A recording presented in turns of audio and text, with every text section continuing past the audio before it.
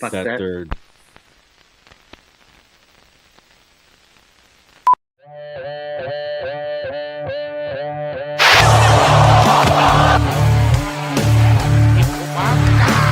Here we are to talk about professional wrestling.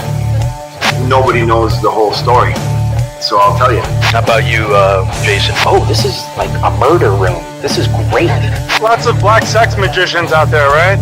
And look down like, what the fuck? Oh, we're gonna just do it this way and nobody's gonna stop us. I want to show that a real champion has to do things for the community, for your people, for other women, you know?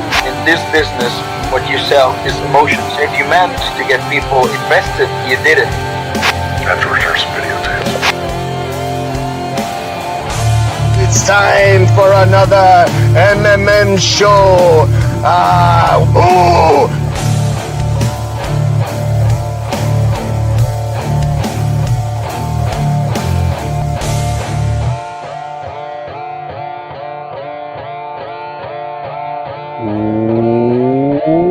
Welcome to another edition of Mass Mats and Mayhem. I'm your host, Justin Outlaw Harvey. You can find me on social media at JustinHarvey75. You can find the entire show on social media at MMMshow75. And if you don't know, that's what the gang signs like M75. The third hand. What? No? It's Zero not. street cred. M. Am I losing all my street cred from this already? Oh yeah, right off the bat. Byron's First here. 20 seconds of it. The street Well, there cred you killer. I'm from the. Okay, I want to ask about this Alberto promotion. Can we talk about that right off the bat? What is the name of it right now? Like what? It's a Nacion? gang sign. MS13. What is it called? It's on a list already. It should MSG. be. No? I mean, it's Why the am thing I is, big? you guys are going to be ripping on Tony Khan for being a money mark, a promoter, and blah blah blah, and Alberto Patron. Wow, Karen Jett just his- accepted my friend request. That's weird. Oh, Really random. he's making a living now off of money marks, and this is the latest installment. So, Fair play. LM52. I mean, does it matter what it's called? Yeah, kind of brands matter what they're called. So what is anyone here interested in watching whatever it is he's It's gonna got a do? good when card. he's just burning someone's money until that guy gets broke, and then he'll do it again with someone else in like 3 years. Well, but this roster looks dope, dude. You don't think so? Actually, he's been doing great in Mexico. I don't know. I mean, I know you guys, What the is this world promotion? the world moves around the United States, but he's been doing great. He did a reality TV show that was super popular, and he was one of the last ones to get kicked out. So I mean, you look at these running AAA, like they were absolutely pissed when he left. Yeah, Yes, wasn't man. left, but wasn't coming back. But people were generally like, "Well, why isn't he on the show now? Like he was fine here before. Why can't he be on it now? That WWE own it." I mean, there's obvious reasons, but Vatos locos forever. it is like this. All right, so it's, And we've I'm got dyslexic Alberto. and trying to throw gang signs kind of doesn't work. So this thing has Alberto El Patron, Io Dos Queros, Tejano What Jr., the fuck? Supernova, No, stop. Sin Lord, Cara. Isn't it funnier when I do it? You can do it if you want to read it. yeah, you can keep doing it, Justin. It's fine. Actually, Justin, lean into it even more. Caras. dose. Some of the letters, Justin, some of the letters in KRAS. Spanish you don't pronounce, and some of them you really pronounce. Tony, just So so you just know, kind of as a British Yes. person, And- I feel and you do right your now best. because they can't even say aluminium, I can say aluminum just fine. and Can they you take say the U lieutenant? out of color, which is probably why they have issues over there. We took the U out of color for a reason because we To were make it tired color. of you. You made it color. We were tired of you. That's why we Yeah. took the U out of color. Oh. Well, we got the hint when you dumped the T. Well, Yeah, in go- America, go the tell your apples are lieutenant reading about color. it. So. Okay, Tony, read the list.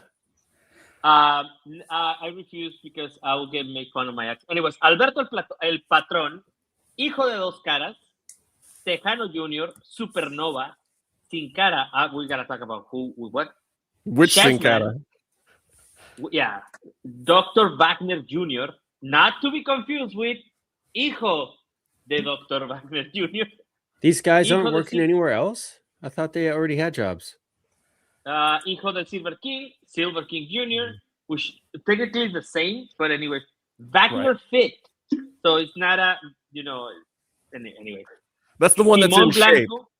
Yeah, this one is in shape. Simón Blanco, Diosa Quetzal, Sagittarius, Pig Destructor. Wow, what a name. Rey Mictlán, Hellboy. Wow, copyright. Noisy Boy, Metallic, Carlito, Cibernetico, and Vampiro. Wait, how'd you have get to away say with Vampiro. saying metallic? It's metallic, isn't it? I don't And- know. Isn't that copyright? And how did you say Sagittarius? Sagittarius? Wow. See, now I would have definitely never gotten that one right. That would not have been. By the that way, would not Rick have been in Chan my has the wheelhouse. best masks. But I mean, like, these literally are all the guys that have. A lot of them have wrestled in AAA and not even that long ago. What's up, Bex? How you doing? And a lot of these guys, yeah, they're a little bit older, but I mean, it looks like they're like WWE roster older. I mean, Wagner Jr. is old as hell, but so's El Patron. Who else on here is old as shit? Well, Vampiro, obviously, and he's at the bottom of the list because. But I'm assuming he's not wrestling. Right. Yeah. Let's hope he's not actually wrestling, Chessman? or that Chessman's old as hell. Yeah. Tejano's getting up there, but he's still what, like 36, 37? No. Oh wait, 40. so are we calling that? Then every motherfucker in this thing is old. We old as shit. I'm not old. But that's what I'm saying. But they're not like in their late 20s. These guys are mid-late 30s. No, he's and 41, older. so he is ripe for a WWE championship. Right. But look, hey, AAA Mike. doesn't have Legends contracts yet, so I don't know. I thought this was kind of cool. I was kind of happy to see this. Like, it feels No, like a I've super heard. indie of luchadors. Yeah, I've heard of this. I don't know. We talked about this, I think, last year when I joined here. Yeah. And there was a third promotion coming. And then they added Alberto because of what happened with AAA. So it is not really like he's the originator. He's just right now the face, I'm assuming. Because Right, so- somebody had already told me in a lot of the circles in Mexican Lucha Libre companies that I frequent that was happening. I mean, they So- talked about it in Mexican brothels that I frequent. So It actually was on the news one point. Like there was like a third company coming up, and I don't know if this can even fathom to rival any of the two other companies. what does it need But, to? but it's an option. That's what I'm saying. Like that's an option. I mean, so here's It's my a super real indie. question. Here's my real question for you, Tony. Do you think they can get this promotion into some decent venues? No, And that is the real trick of Lucha Libre in Mexico, right? Is to grease enough Yes. palms to be able to get into venues where people will show up for a show. no, it's not so much. I mean, thank you for implying that our country is corrupt. You are correct, but I was talking about the commissions. You got to know somebody at the commissions, and you got to know that's somebody still the definition who of owns the corruption. right, exactly. That's not the thing. It's not. This is where most people get wrong. It's not about the fact that you have to, grease somebody's hands. Yeah, that sounds gross. It's more about who do you know that is your friend. And so I'm a TV conglomerate owner, and and my cousin owns venues in Mexico. So I'm gonna promote your venue and your events in my TV, and I'm gonna broadcast your show. But if they don't have any of that, then We do not know the answer to not that HBO, not HBO. It's gonna be on Space. That is interesting. Yeah, they're filling the space that was left by AAA, aren't they? As effectively. Yeah. It's like Alberto even that big of a draw anymore?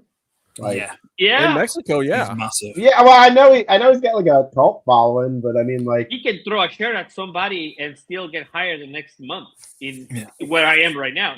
So then wouldn't he be able to help get eyes on this promotion then? I mean, like, I feel like he's got kind of a cult following. Yeah, and he also did a lot of real work with Combates America, their like MMA promotion down there, and he's done stuff with other promotions, and he was very close with Dorian when he was in AAA, and like on the business level, he was involved in a lot of the business level stuff, even when he came up to Lucha Underground, because that's the kind of guy he is. He likes to get involved in the office stuff at a high level. So he does know some people. He does know what he's talking about to a certain extent. He just happens to be a little bit off the hook sometimes and a little bit of a partier back in the day, at least. I don't know how much of that he does nowadays, but there's wild stories about him in locker rooms or parties or trashing hotel rooms or this, that, and the other thing.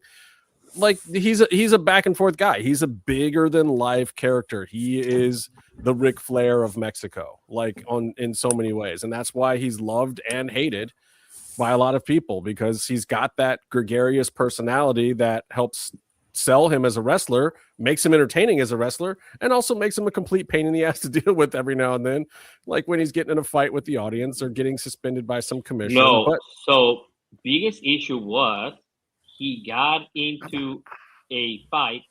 So he beat up somebody for real, because we asked, at Mexico's Good Morning America version, so like Good Morning Mexico, and beat the shit out of a staff member, and then the producer had to walk in and be like, "This is not what we agreed." You can look it up; it's everywhere. Damn. All right. The for him is his family lineage. He has beat someone up. Like, did you never see that video, Byron? I sent it to the. Oh my god! Because we were in Mexico City in the same week. And internet ages ago. Oh. Yeah. Come on.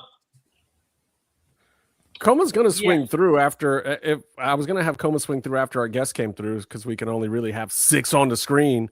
How's our guest doing, Tony? Do we know? I send you a private message. Yeah, let's get private. Oh, you know what I forgot to do? Somewhere around here, there's a box full of new product that I got to grab at some point. Thanks to our lovely sponsor friends over at Face. I may have used that new product for something else. Did you shave your back again?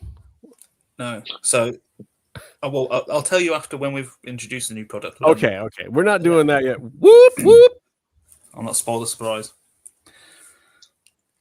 This is so much better than where everybody knows your name. I don't know. I love Cheers. Oh, now we got the name tags. So, just so everybody knows, I finished a project earlier today that Byron, I found out, could have saved me probably 5 or 6 days of my life in time on. But I ripped and re-downloaded and re-uploaded the entire audio version of the show. So now it is complete on Apple Podcasts, Spotify, SoundCloud, and now on YouTube Podcasts. So if you ever want to just rock out the audio version, if you're taking that long drive and you just want to hear the sweet tones of the MMM show, you can throw on that audio version, and now you can actually go from episode 1 all the way to right now 217 with all the interviews and specials and everything in between. All of the what was the Lucha Festival that Klein Rock did? Why can't I think of the name of that? Anyway, it's all in there. Everything from A to Z. Now, if you're a real fan of this show, and you want to go back, the first 20 some odd episodes of this show, there was no video. And the only place you can get them is the audio podcast. So if you want to hear our very first interview with Karrion Kross before anybody knew who he was, back when he was still the Toll Man Kevin Kross, go back to our very first two audio interviews with Karrion Kross. And we also had a great special with Vinny Massaro, who was our very first guest ever. Vinny. Where we talked Vinny's about great. the passing of Balls Mahoney in the old ECW days. So Oh, you wow. should go back and check That's some of a those lot. out. It's a lot of fun. Plus, there's all the other fun episodes and guests and everything in there that if you haven't had a chance to hear them sometime when you're on that long drive or you're in the, on the treadmill or whatever it is you do with your podcast, don't forget, you can get us in an audio version too. You don't have to look at us. If you want to look at us, you can. You can always come here and find the video version, but the audio version say as well available as well. You will, for the ladies, you'll be able to listen to me at probably 20 stone, breathing heavily a lot. There is definitely a lot of heavy breathing. There's a lot. I could not breathe back then. And not only could he not breathe, but he had this headset microphone that just sat right in the cusp of. So he was like what's it called? A blanket salesman in Mexico. Have you ever seen that? Yes, he was just like a blanket salesman. Yes, absolutely. So I did with my Blue Yeti today. Copy that. So I'm going to move on to the big question of the week before our friend pops in for a little bit here. I'm going to hit you guys with the big question of the week. Danhausen, yes or no? So a lot of people when do we get to answer it? I'm still posing the rest of the question. A lot of people did not understand what a Danhausen was. And I was very surprised by this myself. But a lot of casual fans or people who didn't watch AEW for the 7 days that he was actually on it, and aren't indie fans, are not IWC people. They're not, they watch enough wrestling, but they're not necessarily smart marks. They just don't know who Danhausen is. So there was these two levels of reaction that were out there. And it was very interesting to see it was like very polar opposites. Some people were like, wait a minute, I just watched this box for 3 weeks and then this Goulardi looking whatever falls out with some dancing girls and doesn't even wrestle, and he doesn't even look like a wrestler. It's just some dork in makeup. What the hell is WWE doing to me? That was genuinely a lot of people's reactions. And I was surprised because I wasn't thinking that way at all. And then there's the other people that know Danhausen's story and know that he got a bit of a raw deal at AEW, that he had this great gimmick going with Hook for a while. And, that I wouldn't say a bit of a raw deal. I'm being polite, but it wasn't. Okay, let's be honest. Wasn't the best situation for Mr. Danhausen. He got into some back and forth with TK in the office, and he sold so much merchandise, by the way. Like in 2024, I believe he was the number 2 merchandise seller for the whole year, and I think he was on TV 3 times that year. Something ridiculous. And then he was off TV for a year, and Tony Khan threw him a bone and let him do like one Ring of Honor show in New York at the end of the year. And everyone was like, Danhausen's going to be back. And then it was like another full year, and Danhausen was not seen on AEW or Ring of Honor TV at all. Oh, there's something funny about that. The Booker T interview somewhere in between, he was talking about it, and he said, "Damn, Rebecca, this guy works for a major company, AEW, and he made 100 indie dates in a year." Yeah, it was like Booker T was just like, "That's amazing, make that money." No, and that's the thing. He got paid the whole time, and he was also worth getting paid the whole time because the merchandise that he was selling. He was one of AEW's top merchandise sellers, and he had one storyline on TV with Hook and a couple other random appearances. He had put his own money into some promos around Halloween one year, and I think one of them got used and re-edited, and then they didn't use the rest of them. And then he was out for a while and he was running his booking dates through AEW, but then I think he didn't do it once or twice and got caught taking dates that he didn't have approved or something. So then the office got heat, and then he said, but like, you have to understand, like, this dude is salt of the earth nice. He's like the nicest person on the planet. And imagining him with any kind of beef with anyone is mind-boggling to all 10,000 people in the industry that know this guy. Nobody understands, like, how did you get so on the outs with Tony or whoever in the office? Nobody. Cocaine makes you paranoid, doesn't it?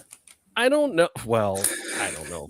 That's what happened. But I'm just saying, like, even that, though, doesn't make any sense. It doesn't make any sense to anyone that knows him or even TK, because TK's not, like, mean. Like, he's got some sore spots and he can be a little vindictive, but it just seems really, really odd. So all of a sudden you see, like, you hear these, we heard the rumors that he was coming to WWE, and like, I thought it was like the Jericho thing at first, where people were just talking sideways out of their ass and there was no way. Like, people were like, oh, Jericho's going to be at Royal Rumble.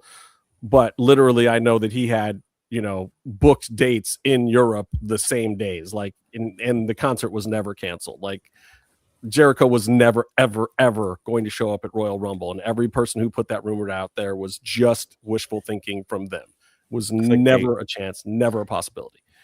Right. But then, so I was feeling like the Danhausen thing was that. But then all of a sudden, they open the box and you see the coffin and you're like, oh my God, this is happening. Because nobody over 5'9" could even be in that box. So it has to be Danhausen. It's not the Undertaker. It's a very tiny box. And sure enough, Danhausen and all of his dancing girls and his wife in makeup, trademarked face paint, by the way, that he owns the trademark to. So he makes money off of that crap too. And the Danhausen masks that have his face paint.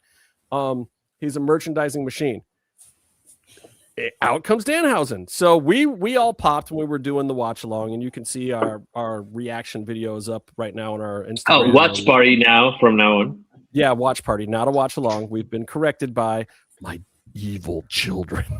We're cool and we're hip. Yeah, watch along by the words Watch we use. party. Do that, do that, The man. Do that. watch Yeah, party. Raise the roof. Anyway, do you guys? That's the thing, isn't it? No, that's a 6'7" thing. Yeah. Do you guys? 6'7". Yeah. Do you guys see the criticism or the need for the criticism? Like, is WWE, regardless of what people who like and know Danhausen think, are they stepping in it and making a mistake here, or is this okay? First, as a person who wasn't there for the, so the best thing to watch is watch the video that the WWE even put out themselves, and the lights go out, and you just hear a guy go, "Worst surprise ever." However, it's classically, it's WWE. We do this every time with them. Every time there's going to be a surprise, new era, all that horseshit. It always falls on its face because it's always kind of built up by the company, which leads expectations. Fans generally don't actually have much expectations of the company now because of the way they've handled things before. But they keep on pushing so that fans' expectations do slightly get cranked up or crank up or more, and it becomes a thing. But 2 weeks out, people were saying it was Danhausen. And also the thing is you got to remember that most people who were at that arena or watched have never, ever heard of a Danhausen. Wrestling's moved on to a time where generally everybody's serious. They all wear jeans and a t-shirt, black t-shirt, and they do serious things. Like Orange Cassidy. You know, there isn't a Danhausen character, really, and if there is, they become beyond comedy. They become something that's just absolutely to be laughed at, not with. But I really liked it. I actually really liked the little debut because exactly. Clip that. Neve said he liked something. Yep. Pop of the week. Arturo, if you're watching this, please clip that part.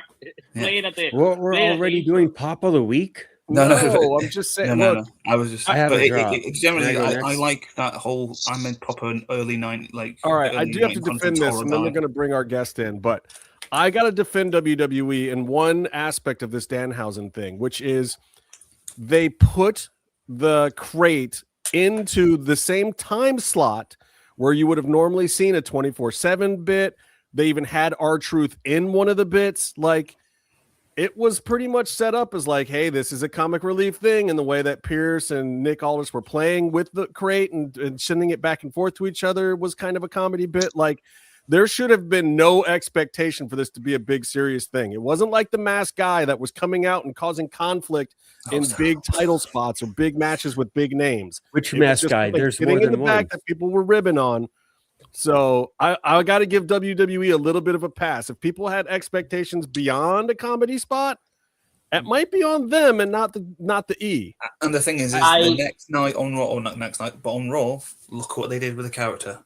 What up, Tyler? You just got to wait sometimes, and then bang, he curves. They did an actual segment with him. It was the crowd's expectations that got way too high when this evidently was. I mean, if you go back and you put an egg, then also, you know, it's a comedy relief. Like, he wouldn't be serious. Oh, Bear is losing his mind. You have a retort for that? I'm kidding. What? You want to say something? What I'm saying? I think it's the people's fault. What do you think, Bear? I kind of felt like it was kind of like a ode to the sickos, man, in some ways, in the way that like WWE doesn't really cater to that anymore. But it was like a butte that was like only the people that knew who he was like super pumped to see him come out. I was. And then on Monday, though, it followed up with a great, on-screen appearance that seemed to be getting really positive results. And so it's nice to see them that they actually had somebody debut and then like followed up with it on Monday while we're still waiting for whatever's happening with Royce Keys.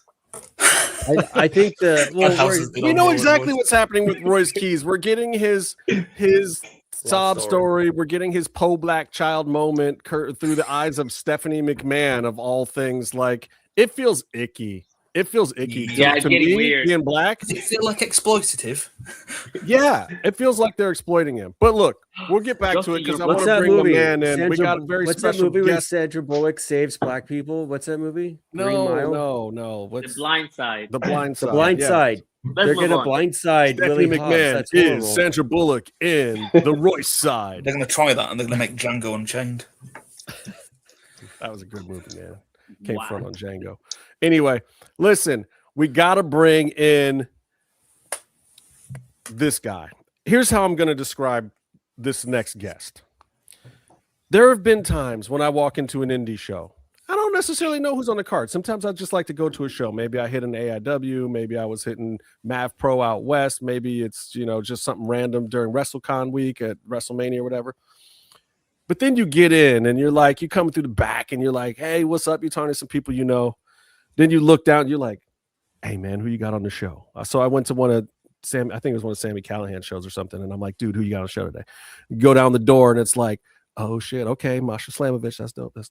Oh, Speedball Mike Bailey, okay, this is dope. And then you're like, oh shit, Gringo Loco is on this motherfucker. We're about to set it off. And then you're real happy because this dude he's gonna hate me saying this, but Gringo Loco is probably the number 2 base in all of wrestling right now. Might be number 1, but I'm gonna let him speak on it. And we're gonna figure it out. So welcome to the show right now, the man of the hour, the hombre, Gringo Loco. What's cracking? Hey, what's up, man? Thank you guys so much for having me, and thank you for the kind words, man. That was a sick intro. No, it's true though, dude. When I go to those shows, and it's like a lot of times I don't know, and you're like, there's certain people that you see on the card, and you're like, oh, this is gonna be great. Like, I've been to a couple shows, and it's like, oh shit, Willie Mack's on this. This is great. And you're just really damn happy, You're one of those guys, man. I have yet to see a bad match. I love all the stuff you do, and I think that you're like every wrestler's favorite wrestler kind of wrestler. If that makes what do you? I sure aim to be. And let's not diminish Willie Mack. He is absolutely awesome in the ring as well. I mean, the most charismatic dude I've ever been in the ring with is Willie Mack. So. Absolutely. Anytime he's on the card, I get happy too. Oh, for sure. Like he's just one of those guys. He's just a genuine joy. And Yes. and if you've ever been at an IHOP with Willie Mack at 3 a.m, Oh. you know just what kind of great life you're living at that moment. It is belly laughs for hours if you let him. I mean, it's just nonstop. The guy is just insanely funny. Yeah. I had to listen to him talk about Inward Taker for 45 minutes one night with Cross. Oh my God, he's one of my favorites. Funniest experience of my entire life, I think. I love it. But it's good stuff. So okay, so I said this base thing, and maybe some of our fans understand, maybe some of them don't. But like, if I locked you in a room with like, I don't know, Mortos and Abismo Negro and Hechicero, and who's gonna fight to the death and come out as the number one base? Like, is it you? Okay, so here's the answer. There are many base gods in the world. I've given many interviews about this. There's not many, but there are a few that are just beasts of catchers in this business. So I don't necessarily know who would come out, in first place out of that room, but I think we each have our strengths in what we do. And I also think that we have different ways of doing things. So, I might be an absolute expert of catching a head scissor from the, third rope outside to the ring. But then Taurus can do this incredible other trick that I might have a little bit of difficulty with. But those guys that you just named are absolute base guys. Hechicero, Taurus, Ultimo Guerrero, Euphoria, Ray Scorpion, if you're familiar with. I mean, these guys, Averno. I could go on, but a lot of them come from CMLL. My original training was with CMLL, so I take that as a badge of honor. The best bases in the world for Lucha Libre come from CMLL. So, I mean, not to say anything bad about AAA, but, the real badass bases are for CMLL, absolutely. Well, I mean, AAA has a different format that I think, it lends them to needing one guy every now and then, but it's not quite the same. It's not done quite the same way as CMLL. So I think they got away with not having to have those guys, or they could have one or two on the roster or bring somebody in for a weekend, just to showcase some other guy, some smaller guy. Like when Vikingo was kind of rolling through there, I noticed all of a sudden they were booking Taurus a lot more because they were real good in the ring together, and it was great. And when we say Taurus, by the way, we're talking about Mortos. We're not talking about new Taurus, guys. That's he needs a couple more days before he gets in that category. But original Taurus is he's one of my favorites to watch. Yeah, he is fantastic. He's a really old school luchador from CMLL, and it took him, I don't even know how many years to get back into Arena Mexico, but when he did, I mean, I could tell you firsthand that he was so happy about being back there because it's where he belongs. It's where he came from. And he's just one of the strongest bases for all those incredible flyers down there, man. It's a perfect magical fit. So, okay. So wait, are we talking about Mortos Esquire? Is that? Oh, is that yeah. The lawyer. Why do I feel like that's going to turn into this silly gimmick and he won't have to base anybody anymore? It's going to be. Ah, man, I'm hoping so. I really imagine. I want it so bad. I want it so bad. We have just ideas, stopping someone getting to the side on a waiver before they do the dive. Oh, there's so much potential to it. It's famous B from Lucha Underground, except he can actually go. He can be a heater. He can be a bass. He can, do comedy. Absolutely. So, Gringo, you walk in the door at GCW, Game Changer, and you're the Lucha bass guy. In a room full of light tubes and hardcore dudes and gigging, and you somehow have really fit in there over the last few years to the point where you're doing like your own shows now and stuff, and we'll talk about that too. But like, how did this come to be? Because stylistically, I mean, there's guys there that can go with you, but at the same time, like, it's a perfect fit that I would have never have understood being a perfect fit. How the hell did this happen? Yeah, so I was discovered in Cleveland, Ohio. I was doing Chicago, Cleveland, back and forth for AIW for John Thorne, who is a fantastic guy, by the way. Love him. to death. I think I saw you and Steve Payne together here in Cleveland once in AIW. Yep, that's right. We were called then. Crazy Payne, brother. Crazy Payne, yeah. We actually were AIW Tag Team Champions, which is pretty sick.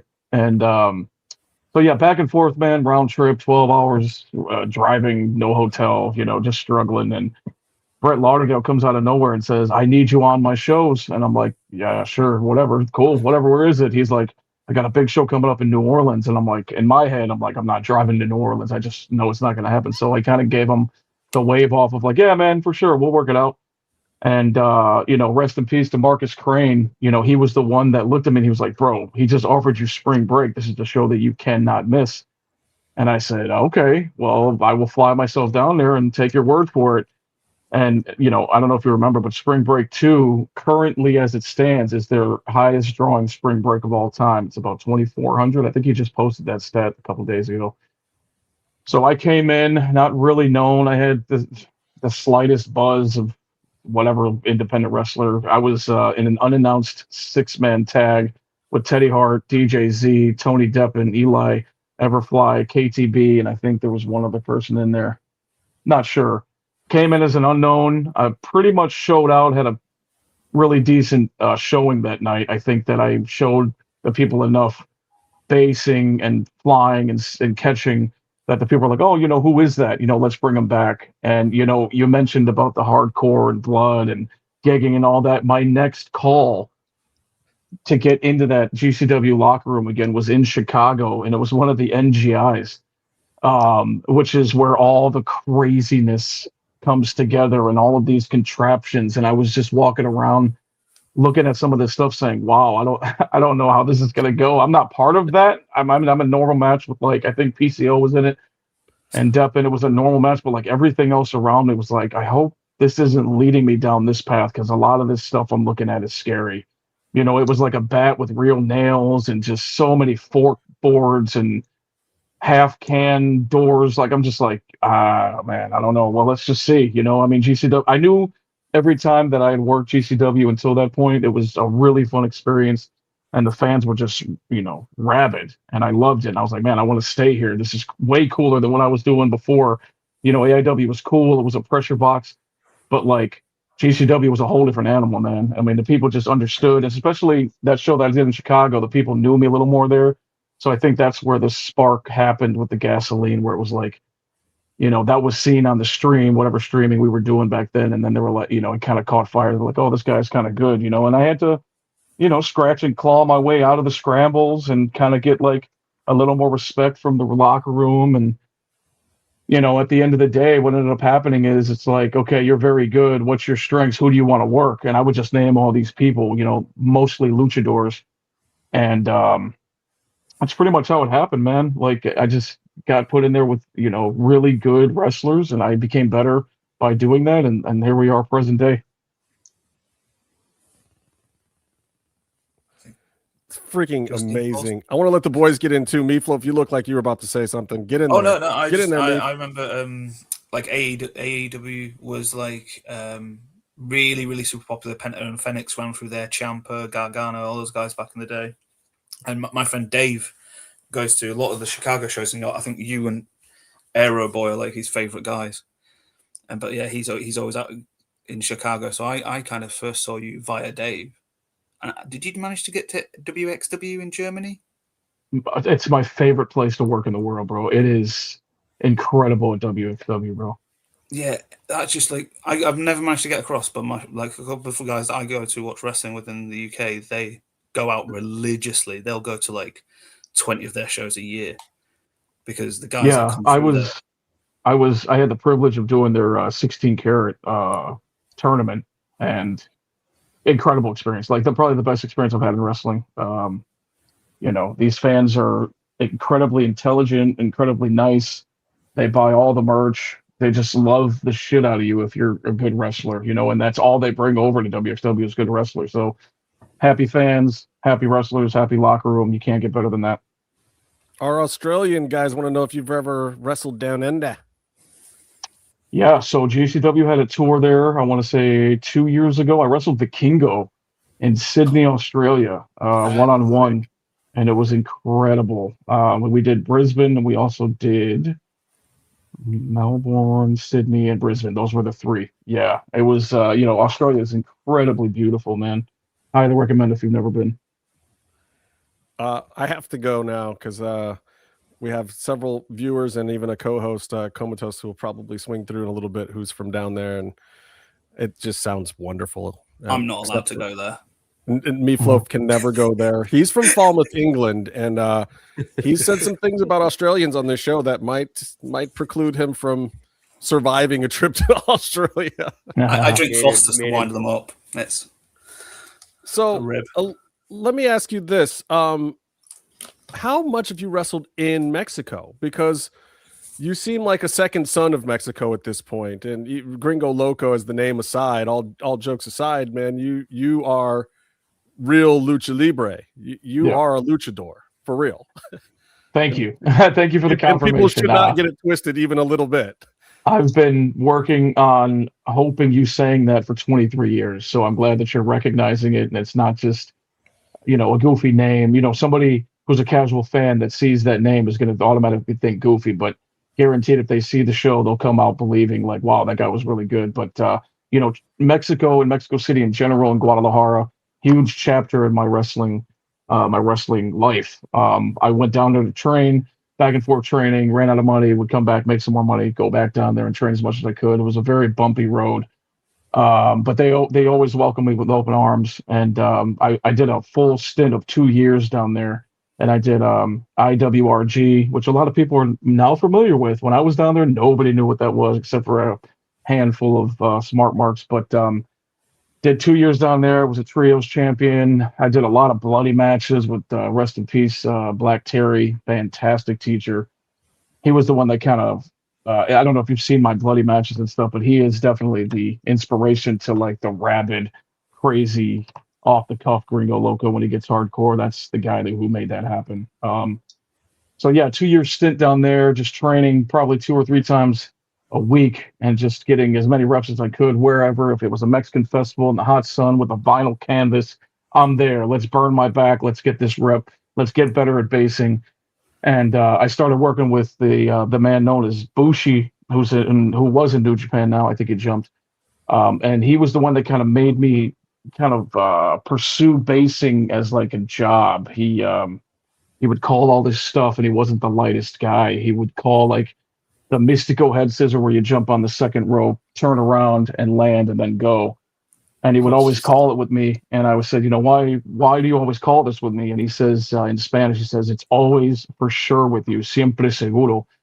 And that, like, it was such a light bulb that went off. It's like, man, that dude, he's really good. He trusts me every time to catch him. So now I definitely can't ever fail him. And then in my mind, I was like, I can't fail anybody. And then years later is when the base god thing happened, where I'm like, I'm not going to fail anybody.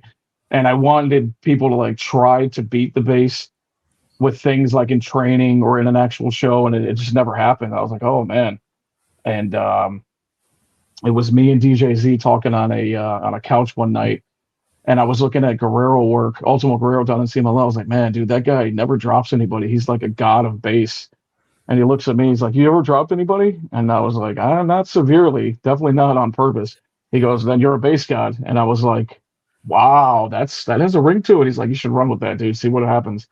And then here we are, man, years later, the worldwide base god Gringo Loco, man. It just, it worked out, thankfully.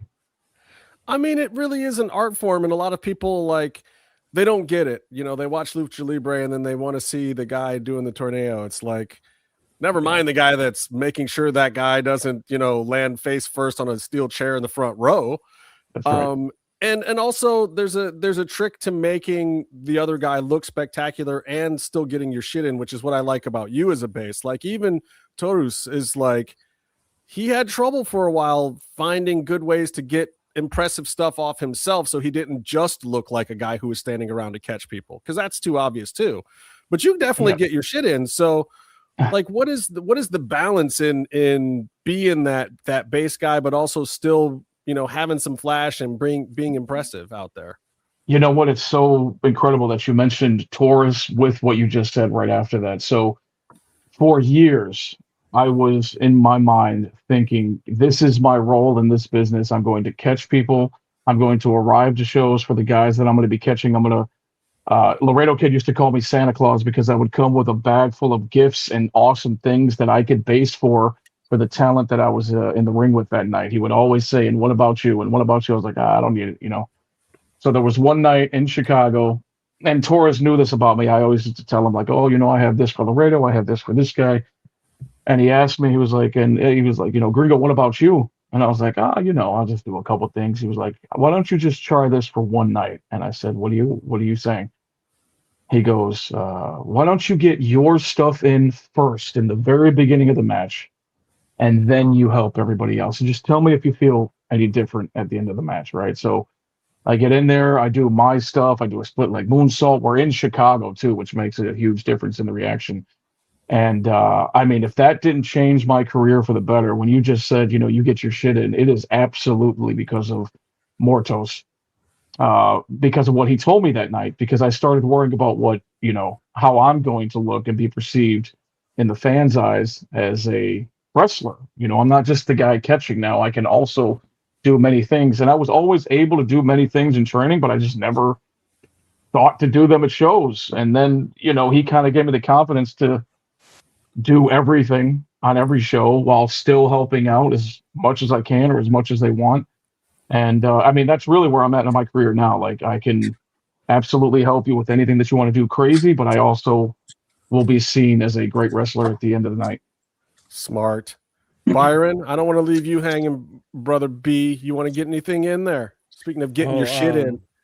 That was going to be the question I was going to ask, because I mean, it's you stole my question, you stole my thunder, because it is like you're known for basically someone else getting all you know, showing out, and there's a certain group of people who will respect your role in that. So I was curious about how you're able to get your accolades, to get all your stuff in the matches. So he took my good question, but I will say I often go to GCW at the Ukrainian Cultural Center in LA, and it's always a blast when you have a match. And when I bring friends who are new to wrestling shows, there's a couple things I tell them. I warned them about the Nick Gage intro. You know, I warned them when Jacob Fatu was still wrestling on the indies and we're ringside. I'm like, get on your feet, get ready to move. And whenever you're in a match, I tell them this is going to be the best match of the night. You're going to see some awesome shit. Thank you for that. That's awesome, man. Hell yeah. Yeah. UCC is, man, is it my favorite place in the States? There's something about it. It's just magical in there, man. That ceiling and the lighting and just the raucous fans. And how about just like the curtain that we come out of? It's so just discreet and easy and whatever. But like once you cross through that threshold, man, those people are insane. I love them so much. LA probably number one in my book. Sorry. I had to check on our common friend. She just had a match, a championship match. That was not. It did not go her way this time. So, you know, I had to give Thunder a call to see how she was doing. So that's why I was not on camera. Hey, man. I don't know. I'm sorry. I didn't hear what you guys talking about, but I gotta say something. So I met up with him last week because he came to I guess an indie. It's kind of I don't know how long this is running. It was my first time in this indie show. It was a really nice place. And I saw your name on it. I was like, oh my God, this is gonna be a great show just because I saw your name on it. I was like, oh, that's a guarantee. I mean, I knew for a fact there would be a guarantee that I will have a good match on the show, right? Overall, it was a really good show. It was kind of a hardcore vibe to it because there was a lot of, you know, the girls, the women's match had a couple of light tubes on it, and then the one after you had the match also had that. So it was great to see you and kind of like tell my friends like, you are going to see a really good match. This is what a good match should look like, right? And they were like, oh yeah, we get it. So it was like an educational thing because like most of my friends are like new to wrestling. My girlfriend is new to wrestling, and my sister-in-law too. So they really enjoyed like the educational aspect of the match, if I can say that, right? And I really appreciate it. And of course, then you lost us for an hour and a half trying to find your hotel. So yeah, that was the other side of it. But yeah, it was a great night. I hadn't been in one of those like local shows here, over there in Monterrey. I'm in Tijuana right now. So yeah, man, I really appreciate your, just that your capacity to make a crowd go nuts in less than 5 seconds. So can I talk about what you did, and then I can ask you a question about it? Of course, man. Yeah. Okay. So this dude comes out. Of course, Gringo Loco, right? He has the tights are the flag, right? Am I wrong? Is that what you're wearing? The American flag? And not that night, but yeah, I usually did when I was in Mexico. Yeah. Yeah, and then he starts singing the United States national anthem, and everybody and then they put the music, and it was like the music, and if you look back, and he starts singing. Man, that crowd already knew what was happening. But at the same time, I gotta say, there is a level of respect, because I think everybody just like kind of did a little research, but there was a level of respect to your presence and your character there, right?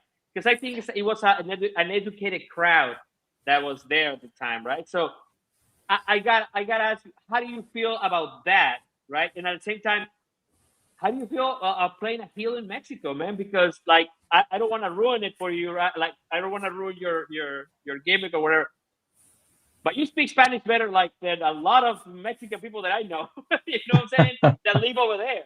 So when we having a conversation, like at the taco place that we were talking, it was like you're talking to one of my homies, man. Like, so Yeah. how do you feel about that, man? That's a great experience, for me at least. So I think, all those years that I, scratched and clawed in Mexico City and just trying to learn the language properly and learning how to base and being a heel. I mean, if you guys want to know the absolute truth, where I thrive 100% in this business is being a heel anywhere in Mexico and basing really good high flyers. Like if I could just do that for the rest of my time and ride off into the sunset, that's what I would like to do. But I got to the States and had this conversation with Mortos, changed my whole trajectory, became a huge babyface in the States. And I'm pretty comfortable doing that now, right? But like where my nectar of Gringo Loco is, it is being a very big asshole in Mexico and singing the national anthem every day. Like, I mean, how beautiful did I sing that, bro? Like that night, right? Wasn't it incredible? Okay, so this is the other part that I gotta tell. So we're in the back. We're going to get tacos, right? And they would start talking about, and I start talking like shop, right? Like start talking about like not necessarily the character. And then everybody gets annoyed about the fact that he's saying the national anthem, and then he starts cutting a promo on the back of my truck to the people that work with us. It's like, oh come on, you guys love the way that I sing it. Wasn't it beautiful? Man, God, man. And it's like you brought back the show to the truck. Like, you know what I mean? That I was like, oh, that was kayfabe lives. Yes, because he got everybody to still be in that moment again. It was great, man. Yes, and you sing beautifully. I mean, yeah. So, yeah, we can smarten them up a little bit. I make sure to sing the worst that I possibly can at these shows, but I own it. And I act like it's great, and the people get even that much more annoyed. So that's why it works. I've been doing that national anthem in Mexico and Canada and everywhere that I can. Whenever they want me to be a heel, I said, okay, great. Give me the mic. I'm doing the national anthem of the United States. Like, that's happening. And it works everywhere, man, especially now with everything going on. But That's Monterrey, fantastic crowd. I mean, they ate that up so much, dude. It was great. We got to let Bear get in. Bear, do you want to get your shit in? Like, what's your favorite like high flyer to work with? Like, who's your best dance partner? I just had it last weekend. I just had top 3 crowd interactions all time for me last weekend. His name is Commander, bro. This kid is unbelievably talented. Like, he is just the greatest of any generation. You know, he knows how to base, he knows how to fly, he knows how to, you know, do hold for hold. He knows how to do all of it, man. And like, I think that according to him, you know, I'll do like the little dance nowadays in the matches or whatever, and he was gonna like mock me. And he was like, "Oh, I don't know how I feel about that or whatever." And I was like, "Just let yourself go today, see how you feel." And he loved it. So I think that, you know, maybe that little chat and that little action that I had him do will start to open him up more and become more, you know, Shakespearean in a sense, and like do different things than he would, you know, because doing that run and spaceman dive every night, you know, a little risky, right? Maybe you could just do a little jig and get a reaction and do like something else. But man, it was seriously magical. That was for Warrior Wrestling in Cincinnati, of all places. My first time in Cincinnati, and wow, very, very memorable. That match is available on YouTube, by the way. It is, yeah. They just released it tonight. Yep. Thank you for smarting him up. Thank you. Yes, we need him to be in the business for a while. You know what I mean? Like, that's the other part. He's a lovely kid as well, isn't he? Absolutely, like wonderful human. Yeah, he's great. He's great. He's got a lot of charisma too, and it's like, I want him to just bring more of that charisma to the ring all the time, and like find ways to let your personality come through and not just the moves. Like the moves, they're gonna be there for you, bro. Like, but give me a little shimmy, give me a little something, give me, you know, interact with the crowd, play with people over, you know, slow down before you hit that chop on the outside and look at somebody in the crowd and just do all of those little things. But he'll get it, man. He's still young, he's got time, and very young. Yes. Yeah, he's going to get it, and it's going to be a big deal once he fully understands what's going on. I mean, superstardom, bro, for sure. I told him I wanted to see him do a Prince gimmick once. Oh, that'd be great. It'd be so good. Minneapolis. Yeah, Commander and a Prince gimmick. So, speaking of guys who fly, here's an Andor question for you: Jack Cartwheel or Jack Evans? For anything, if you have to pick between the two of them, to be on the road, to be in a match, which guy are you picking? Well, this is easy for me, God. My brother is Jack Cartwheel. We have been up and down the road, Canada, Japan. I mean, we've done a lot of the world together, and you know, we've done Costa Rica. Now that I'm thinking about it, you know, and I think that complimentary to him being in front of me as a rival in the ring, we kind of work insanely great as a tag team too, because he's officially a desperado right now. Like, whenever he's called upon to be a tag team with me or with Ares or with now that we have Vengador in the mix, he you know, he gets in there. Jack is so dialed in right now. Jack Cartwheel is so dialed in. It's incredible to watch. You know, when I first met him, he was a little unsure of himself. He would always ask me a million questions. Now it's like, hey, can I show you this? Because I know that it worked. And look how sick the people responded to it, you know? So the fact that he's having all this success is, I mean, not surprising to me at all. You know, I knew it was a matter of time before he was going to get put on the right platform. And there he is, AAA, holding the Cruiserweight Championship, I think, last weekend, right? Yeah, like, I was not expecting that. And I think we even were talking about it in our DM, and I was like, I don't know if Jack has a contract. I thought he was just one of those, like, you know, per appearance guys or whatever. And then we're watching, and then all of a sudden it's like, wait a minute. Per appearance guys don't walk away with fucking belts. What's going on here? Well, I don't know if you saw it. So he was just holding it, saying one day. Yeah, he was just. Is he still a pure? I can't even speak. Per appearance guy, or is he gonna get a real real? As of right now, yes, I can affirm that. Yeah. Give the man some shine. Give him a real run. I agree. He's gonna be in a 4 fatal way kind of a match thing. Which is great. That's what they are hinting, because they had the four luchadors. Here's some words I never thought I'd say. Let's hope Taker likes him for AAA. Yeah. So if you want to pull the curtain back a little bit, Taker likes Cartwheel. I can confirm that. I believe it. Yeah. And that's so weird to me. It's like these guys, you know, Jeremy Borash going down there when they started, and you know, now Taker getting involved, and it's so weird to see, you know, Mark Calloway's name at the end of the show now, and I'm just like, what universe am I living in? And I was telling these guys, I had a conversation with Carlos, with Conan like 3-4 years ago, and he was describing to me exactly what this show is right now. And it's been his dream forever. That's what he wanted Lucha Underground to be like, is what AAA is like right now.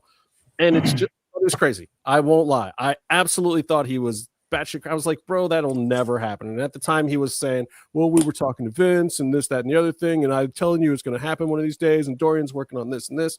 And I'm like, whatever, bro. It was just one of those, like, it just sounded like a pipe dream. And now every time I turn it on, I'm like, and I tell Tony this every week, I'm like, I still can't believe that fool said this to me, you know. And at the time we were talking about Azteca Underground for MLW. That's what and him were talking about. And this is the same guy who was telling me about this vision that's happening right now. And I'm like, no, bro, like you're talking to Court Bauer about the third-rate version of Lucha Underground right now. Like this, whatever this other thing is you're saying is such a pipe dream. No, man, it's really happening.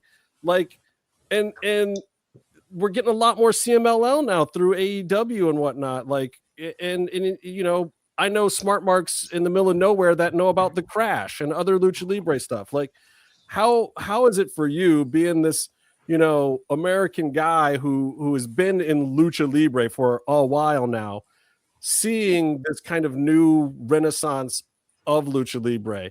Does it hurt your parts that WWE now kind of has the license to the history of Lucha Libre? Or are you excited to see where it's going?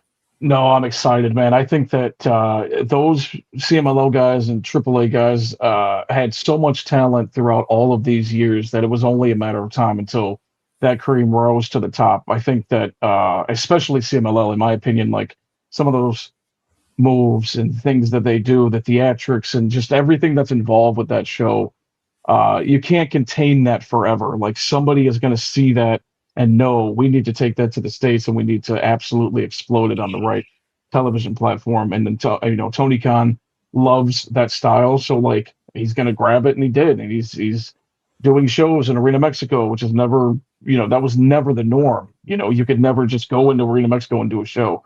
The only guy that I knew that would do that was like Ultimo Dragon back in the day. He would have his own show once a year, and it was like a big deal that somebody else was running Arena Mexico besides CMLL. So, no, it definitely doesn't hurt, man. I think it's just it's great for the future of Lucha Libre. Like I said, I've been in this pretty much all of my adult life, and to see it grow and expand and be accepted in the United States finally, and people just realizing, like, man, this shit is cool as hell. It's pretty much what my drive has been the whole entire time I've been in this. Just for, you know, I would go onto American shows and wanted to be the lucha match on the show to show them, hey, look at this style of craziness that we can do. Why don't we bring this back? I mean, going back to, man, 2009 in AAW, you're in Chicago. I was there with Mini Charlie Manson, and we were doing Lucha Libre on the show, and people were losing their minds. And then that was our tryout match, and we come to the back, and the promoter Danny Daniels goes, well, that was incredible. Here's the dates for the rest of the year. And that is such a pivotal moment in my career where I was like, damn, man, this is sick. And people were liking it. He liked it. He's the promoter. He just gave us the dates for the rest of the year. This is what can work. And I've just been in it ever since, man. Okay, so but we got to talk about this whole promoter thing, because now you're kind of going that direction yourself. What is this show that you do for Game Changer? What is this Gringo Loco show? What is going on here? Talk to me. Oh yeah, it's the world on Lucha. I was approached by Brett one year and said, you know, we should do a Lucha show purely. I said, yes, I would love to do that. I can help in any way that I can. I'll bring you any of the guys that you want. Or we could try to get, you know, some of the untouchables at the time. And he says, yeah, I want to make it good. I want to have some heavy hitters. So I did my research and got the numbers and kind of persuaded people to do this and that and come in. And I think that he saw my drive and my passion for what he was trying to do with a Lucha show, that he was like, you know what, man, I'm going to slap your name on it and we'll just see where it goes. And, you know, every time that we've done it, it's done very well. You know, we've done Jersey City, Dallas, LA. The first one was, I think the first one was Dallas. I have big aspirations to do one in Chicago. I think it would do incredibly well. I don't want to run the venues that everybody runs, so we're trying to nail that down. But if it not been for Brett Lauderdale and his vision along with my vision, it would never have happened. And the fact that I have, I can expose Lucha Libre to so many people on the GCW platform is a dream come true, man. So when's the next one? What's going on for the next one? Yeah, so we are going to do Mania Week, Thursday, April 17th at 11 a.m. We're going to try a different slot. We'll see if, we're getting people, as they're coming in for their crazy wrestling week. We're going to, try to get them right out of the gate. The card's coming along very well. I think it's going to be one of the more athletic cards. That's kind of the vision that I had, just show the up and comers. And I really wanted to show super strong bases, super strong technical faces, and everybody that I'm bringing in, I'm very familiar with. And I think that it's going to be a killer show. I think it's going to be memorable, to say the least. Well, shit, if you got them on Thursday at 11 a.m., that's great because they won't be tired from the other 4 shows and signings that they're doing the rest of the week. It's like right out the gate, let's get this out of our system while that Lucha show was sick. What else do we have? You know what I mean? I mean, last year I was at shows on Thursday most of the day, starting at, I think, 11 a.m. because we had stuff to do on Wednesday and whatnot. But yeah, it was like some of those are the best shows, man. And if you guys are out there in Vegas, WrestleCon week, like, you gotta take in some of the great shows, man. Like, I think I went to 3 or 4, and then I'm pretty sure I went to 3 the year before in Philly. And I think I caught you. I think I caught you on Sammy's show. Were you on that one that year in Philly? I'm on a lot of Sammy's shows. Are you talking about during Mania week? No. Yeah, in Philly. I don't know. It was a great show. It was in that like church type place. Oh, yes, dude. There's a whole story about that if you want to hear this, man. Yeah, go for it. Oh, my God. I had just worked, I want to say, Kenta, right? And that is, a pretty hard-hitting match. And I knew that I had to leave right away to make that show. So I drive up, and there's no parking by that church, wherever that was. No, I parked about a mile away. I see Trey Miguel, and Trey Miguel's like, yo, you're about to go out. And I was like, I got to park somewhere. This is great. It's like a movie, man. He comes out running. I pop the trunk. I grab my bag. He drives the car. He's like, I'm going to park it for you, bro. I start changing or whatever. I have to call him because I'm the champ and I forgot the belt in the trunk. So he has to whip. Listen to this. I talk with the guys for like 2.5 minutes. I mean, maybe even less. And, I already have gear on because I just wrestled. And he whips the car back around. I grab this title belt, and it was like a 6-person scramble. So I'm like, okay, I got some time. I have at least 5 people to go ahead of me to kind of get my bearings about me, to get my mind straight, right?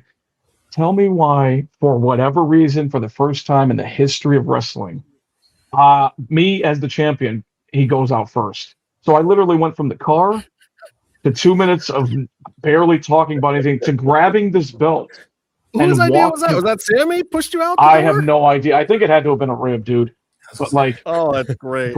I grabbed the belt and I walked through the curtain. If you watch that match ever in your life, just know as I walked through the curtain, I just got to the building. Like, it is insane. Like that, all of that stuff happened in that match, and it was everybody was safe and everything. Because I saw Tussle over there laughing his ass off at the beginning of that match, and I had no idea why. So he must have known what was going on. It was getting thrown into a sold out. You got the stained glass window church venue that I had no idea looked like that, and I just got to the venue. My car probably hasn't even parked yet.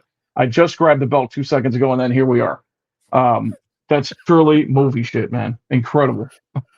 And also, by the way, the match was fucking fire. There was some great spots. I mean, it was a 6-man match, so it was like everybody kind of getting their shit in. But you worked.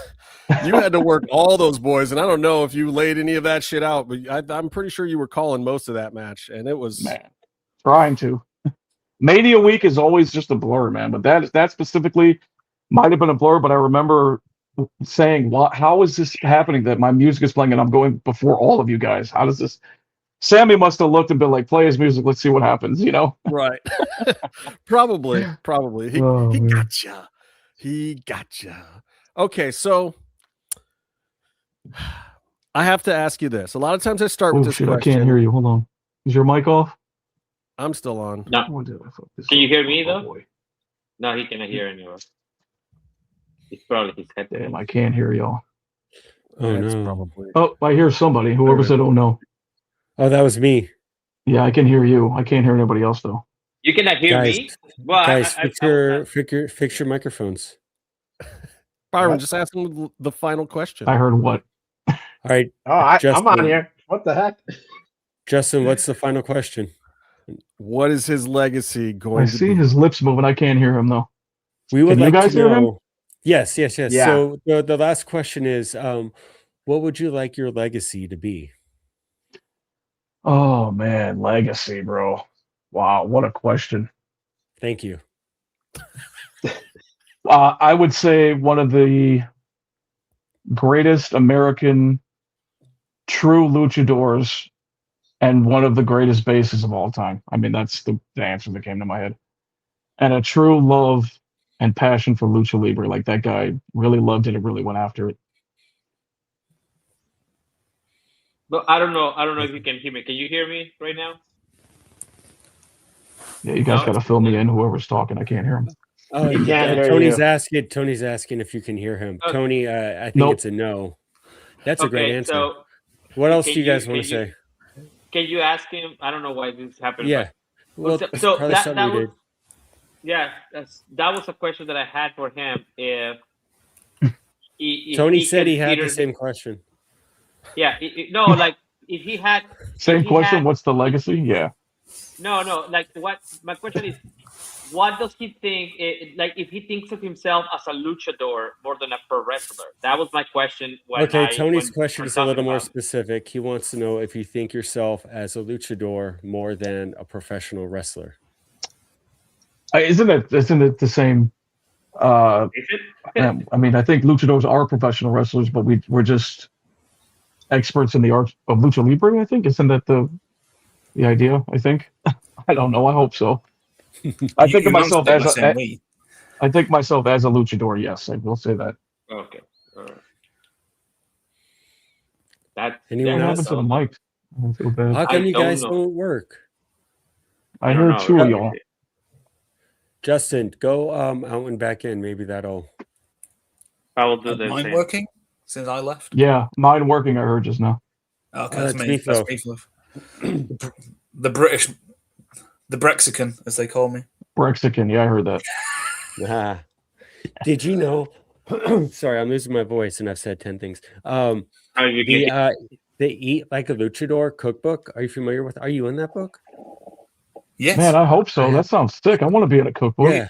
Oh, So Meefloaf. So they have recipes from like Phoenix, Penta, Conan, a Taya. bunch, Taya, a bunch of names, bunch of great luchadors, and also Meefloaf. He is in there too. That is an incredible name. I've never heard of that. But what is the name of this book? Eat Like a Luchador. It was made by the guys at Mass Republic. Mm-hmm. Okay, so I'm going to be getting this very shortly. I have recently started dabbling in cooking, so this is going to be very exciting for me. I know. Don't do my Yeah, recipe. It's terrible. I was trying to do something. Well, it's not a bad recipe, but it's just a case of I was trying to find my spot in there because I was like, I don't really want to try and do some authentic Mexican food as someone who's British. And the quality of the Mexican food here isn't great. And so I did a shepherd's pie, and then it was like, what chilies to use? I was like, Oh, I heard you. No, I can't hear you. I don't know what's going on. Let me see. Oh, he was beginning to cry about how a shepherd's pie recipe turned out bad. Now I can't hear you. Is it Mexican shepherd's pie? Oh no. Hello? Guys, should I go back out Maybe. and come back in, you think? Maybe you should. Yeah, I'm gonna say Yes, yes. yes. Try to do that. You want me to do Yeah. that? I can't hear any of y'all. Let me come back. Hold on.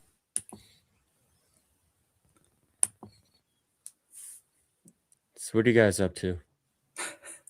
I don't know, So- man. Just chilling. I'm trying to get some tacos here in Tijuana. I don't know. Oh, man, I want Son of a tacos. I want Oh, I tacos. want tacos, bro. It's like midnight here. I'm not getting tacos now. Tony's just like, oh, by the way, I'm in Mexico eating real Mexican food. Just I'm throw it in my actually. face. It's 8:00 here, but for me, by my brain, it's 10:00. So, and I'm on 4 hours of sleep.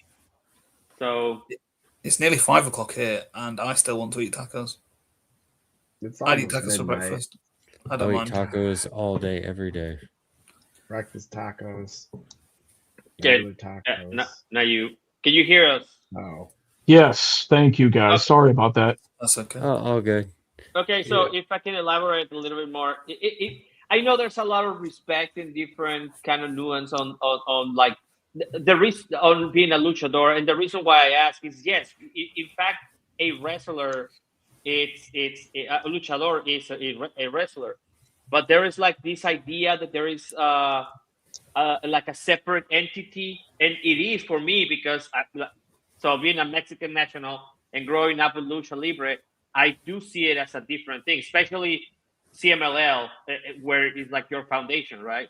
So that's what I ask, because I love that. I love the fact that you think of yourself as that, because I do respect you in that way as a wrestler. And this is not because we're gonna get tacos at fucking 2 a.m. in the morning, but but it is a fact, right? I there are certain wrestlers that I respect, and that's what I kind of want to get to know them beyond just the work, or doing research for them for the taco blog, which you can check on Thunder Rosa channel. But it was very important. It was a thing that I couldn't, because I wanted to hang out. I didn't want to talk to you, and I think makes great content, because that is for me, that is very respectful of the art of Lucha Libre. If you a person that is such symbolic, at least for me, of what a luchador should do for others, right? Because this is what I told them when we were watching you come out. I'm like, watch out, he's gonna make this other guy look like $1 million. And I respect the other guy because he's he's good, right? But I was like, damn, this is just exactly what I expect. And I respect so much from you that you consider yourself a luchador and that you represent Lucha Libre. Also, in the taco blog, we find out that you are 0% Mexican. So, so I really appreciate that. 100% Mexican in my heart, man. I think it's because my very, very beginnings is in Lucha Libre, so that's where the deep roots come in. Like my introduction into professional wrestling business is in a Lucha Libre gym here in Chicago. So I think that's why I just consider myself a luchador, because it's from the very, very beginnings of where I started. Man, I appreciate you coming over. I know that you have 1,000 things to do. You probably have like 7 shows this weekend. So I really appreciate it for coming over. You're always welcome to come by. If you have anything you want to talk to us about, if you have any shows coming up, and please, when you come over here to Mexico, if I'm anywhere in the same city as you, I can always take you to tacos and then get lost for 3 hours trying to find where the fuck you're staying in a hotel.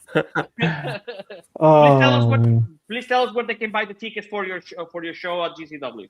Yeah, so the link is on the Twitter account. It's at Gringo Loco OG, or you can go to my Instagram. There's all the information on there, or Game Changer Wrestling on Twitter as well. All those links can be found on there. I just click it, buy 400 tickets each, and you'll be all set, man. I'll see all 400 of you guys out in the crowd live Thursday, April 17th at 11 a.m. Guys, I got to tell you, I do a lot of podcasts. I do a lot of interviews. I do a lot of FaceTime chats. This has been an absolute pleasure with you guys. I feel like this was one of the easier ones. I don't know how long we've been talking, but it felt like a breeze. And honestly, this has been a lot of fun. So thank you guys for having me.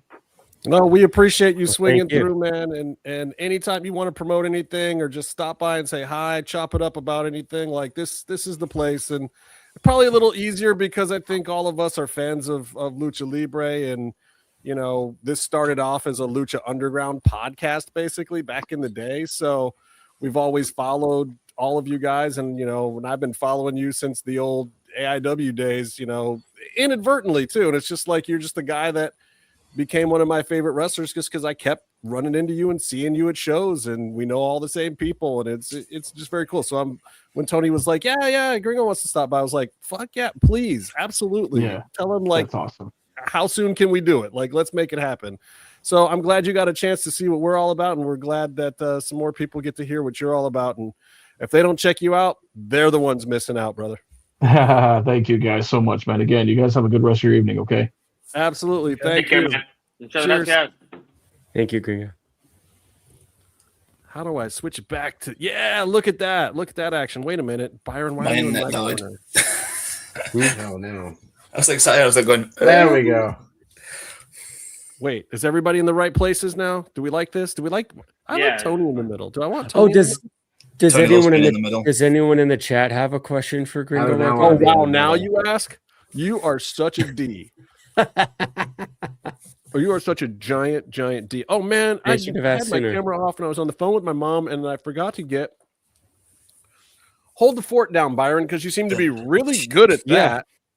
Yeah. All right, so guys, here's our next subject. I love the fact that when Danhausen. he was listening for Tony to ask his question, you kept interrupting Tony trying to get his words out. You're a really Yeah. bad translator. Yeah. Fucking hell. You got It there, was man. really No, we good. got there. We figured It it was out. really good. I could talk and listen at the same Look, time. Bear, you need to up your game. Shitting on Byron is the one thing I come here every week to do. And we all It's need not to that much up our fun. games and shit on him more. All right. It's not that He much loves fun. it. Fair. So, anyways, was Danhausen cool at Elimination Chamber Hausen? Did we settle No. that yet? No, No. we were talking about Monday. Monday, Monday Night Raw, they did an actual Monday- segment with him, and it was good. But But Chamber was Byron, I'm going to help you out here by doing this. Sexy music. Yeah. So I woke up this morning, and in my little folder that says "Om Face," why there was Hey, why are you guys not dancing? Only a Bear new is piece of dancing. paper. And you know what Well, that I'm- means? It's like a Santa Claus thing. It's Well- magic. When a new piece of paper magically appears in here with all of this stuff, that means I have to run to my mailbox and see what's in there. It says Home Face Fulfillment Shipping Department. You know what that means, guys. It's time for the new product for the You haven't opened it yet. March product. I mean, this thing is fresh. I am like literally unboxing. This isn't some staged unboxing for like some. Oh man. Wow. Now we're the cool kids. Freaking Do I cool have to kids. give the product information since I have tested this product? You already did this product. You've already opened yours. What? Oh Jesus! Tell me Yeah. they were so hard to open. That's why I use a knife in my. Well, see, in Tony my did the sexy unboxing. edited video. I'm giving you the raw footage here, guys. I'm giving you the real thing. Get rid of that paper. which one are we doing?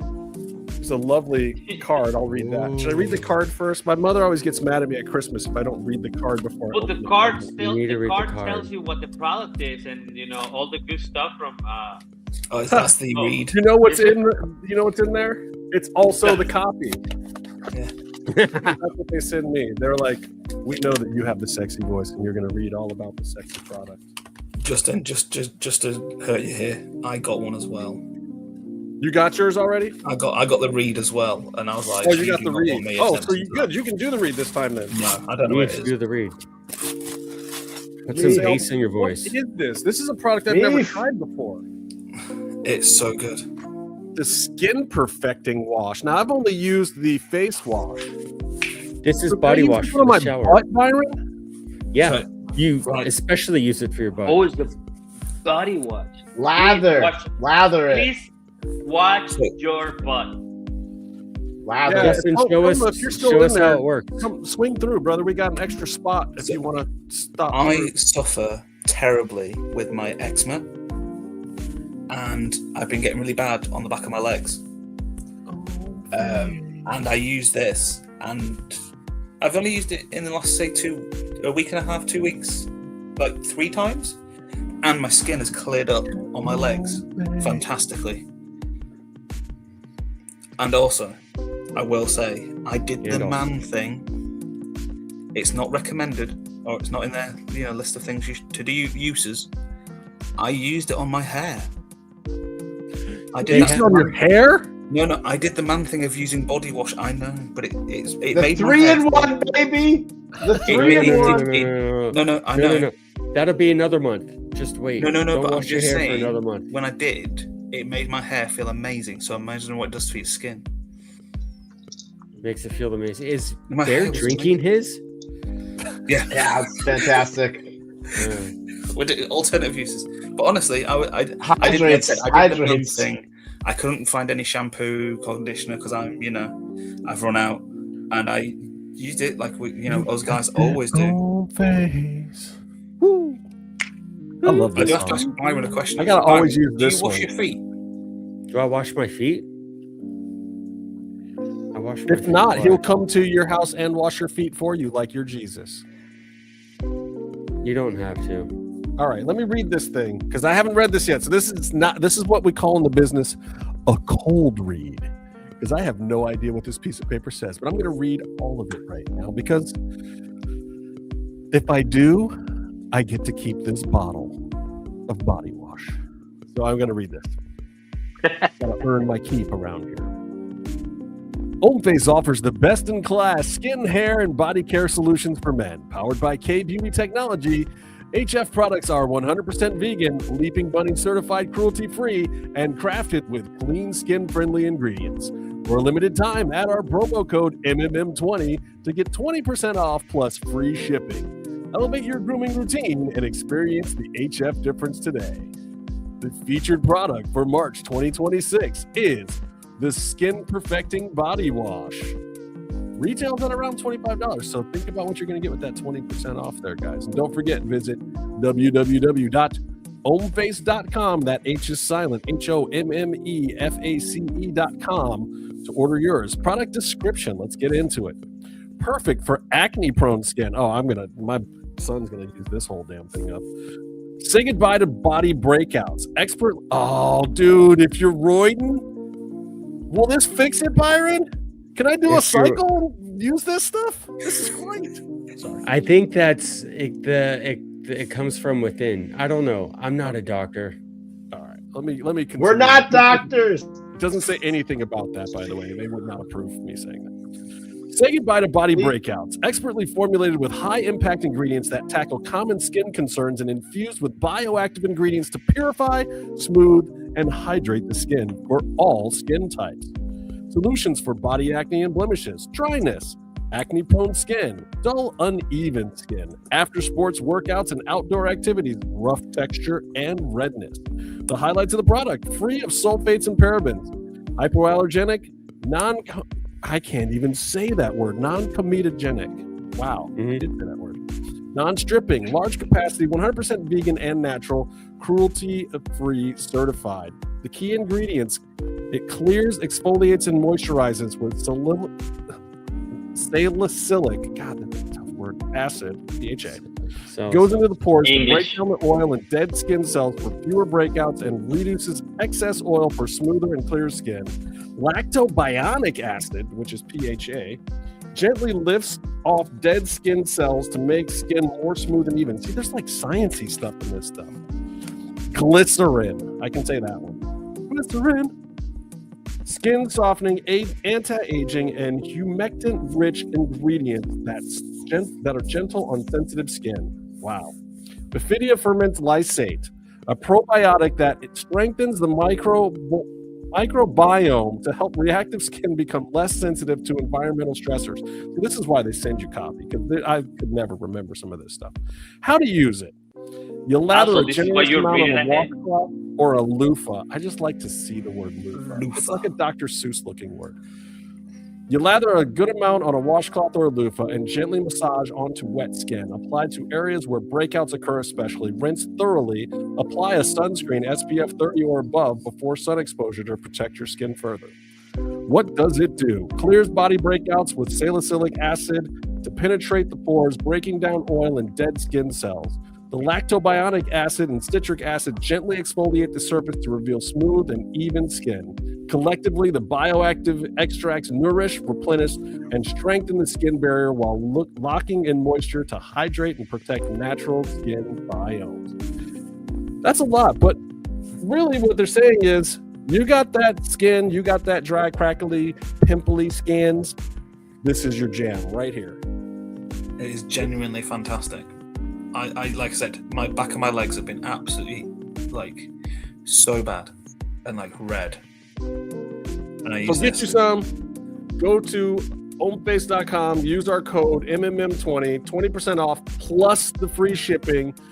This you'll hear from me next week. I have not used this product before. I've used a great many of their products long before they were ever a sponsor. I swear by the old 3-step process with the face wash, the toner, and then the moisturizer. That was my jam. Now I've added in the new anti-aging, the new number 3. So there we go, man. Right there. Face skin perfecting body wash. All right, there goes the music. Comma needs to lower his. I think he's listening to the radio when he's on radio. Hey, that's what he was. Yeah, that's what I he love was. those guys. Oh my god, that took me back. That was awesome. Yeah, this body wash is amazing. So I'm glad you guys have it. And now you're not going to be so stinky anymore. I got to talk about this Elimination Chamber. Let's talk about it. Oh boy. So we had 2 reveals. At pay-per-view. One of them was Danhausen, which we talked about before, the aforementioned Danhausen. And the other one was Seth Rollins. Can I tell you, for me, I only had one reveal because the main event of my Elimination Chamber was Danhausen, and then I turned it off. He went reveal because everybody knew went it was out Seth on a Rollins. high note. This There is was true. nothing else to watch. It's It was photographic over. evidence of this. If you watch our watch along, watch party.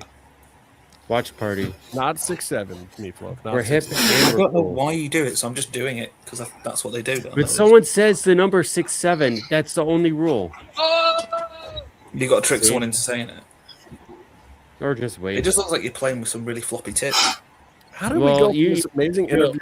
Balls and Byron's case, man. No, they're firm about it. They're firm. These are floppy. Pure bedlam. Great content and then like 3 hours of bullshit. This Have you is seen the great show before, content. Tony?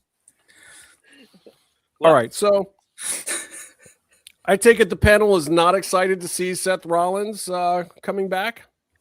Do we think this is going somewhere? Do we like babyface Seth? Does this mean Becky has to be babyface? What are we doing here?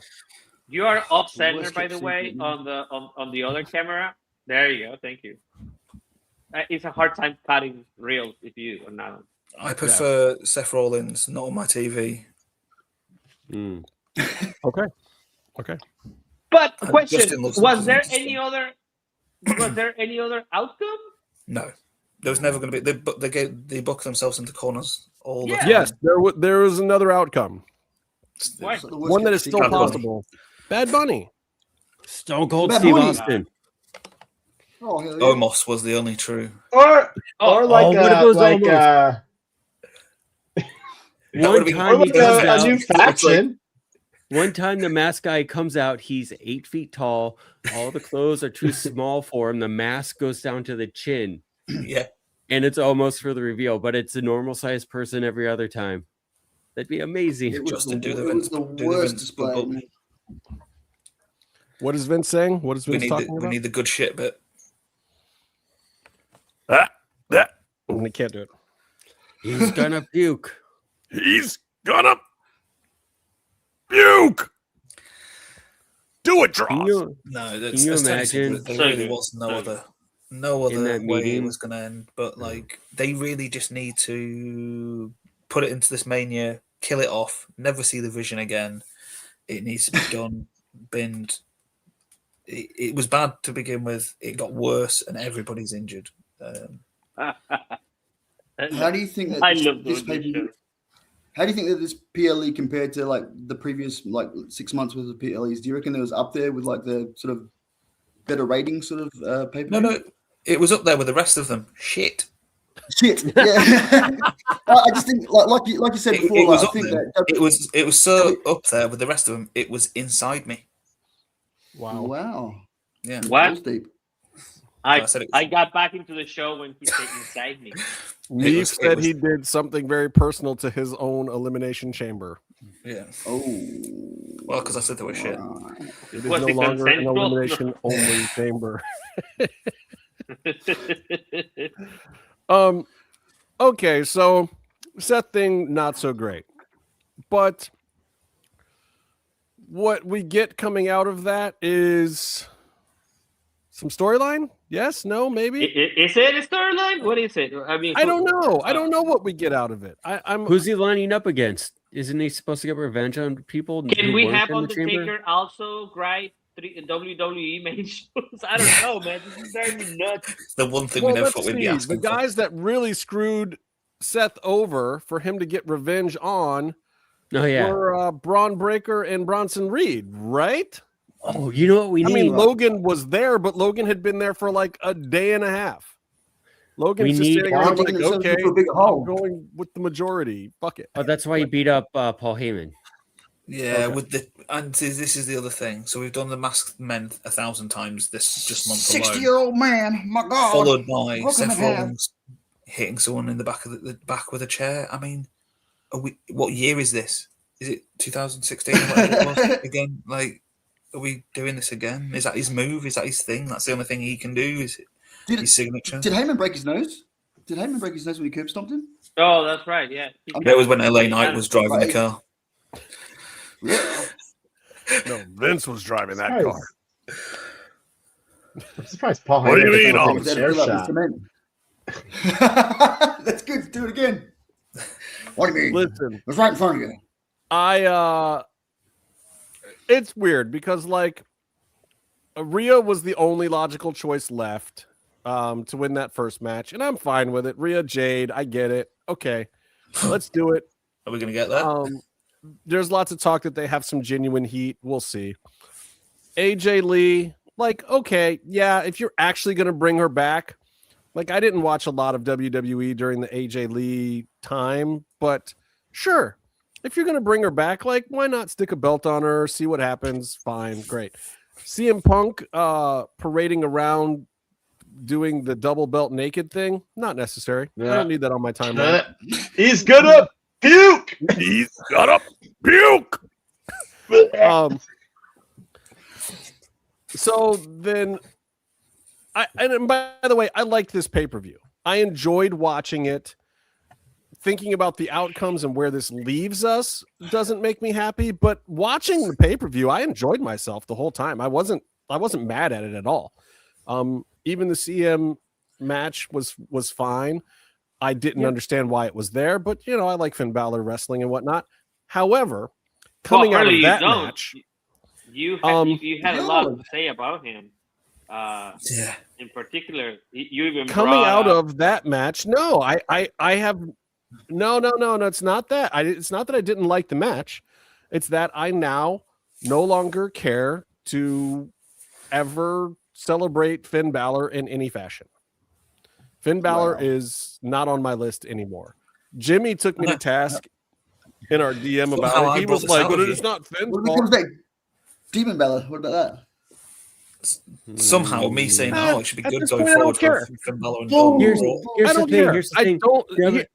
I don't care about Finn Balor anymore. You can't. Oh, but you're all about Danhausen. Oh, Danhausen this, Danhausen that. Come on, bro. Turn it up. WWE taught us for a decade, it feels like, to not care about Finn Balor being on your TV. They're teaching us that, and then. And then they gave him an actual main event title match program, let him actually do the top level stuff that he used to do before WWE. And then we all go, okay, we're going to take him seriously now. We've been wanting this for a long time. This is going to be great. And then they tell us, no, just kidding. He's still a mid-carder who doesn't matter. He's a guy in the background who laughs at Judgment Day segments. Let Tony speak. Time out. They did not. They cooked this like 3 weeks and then right before WrestleMania. No, they did not get us hyped up.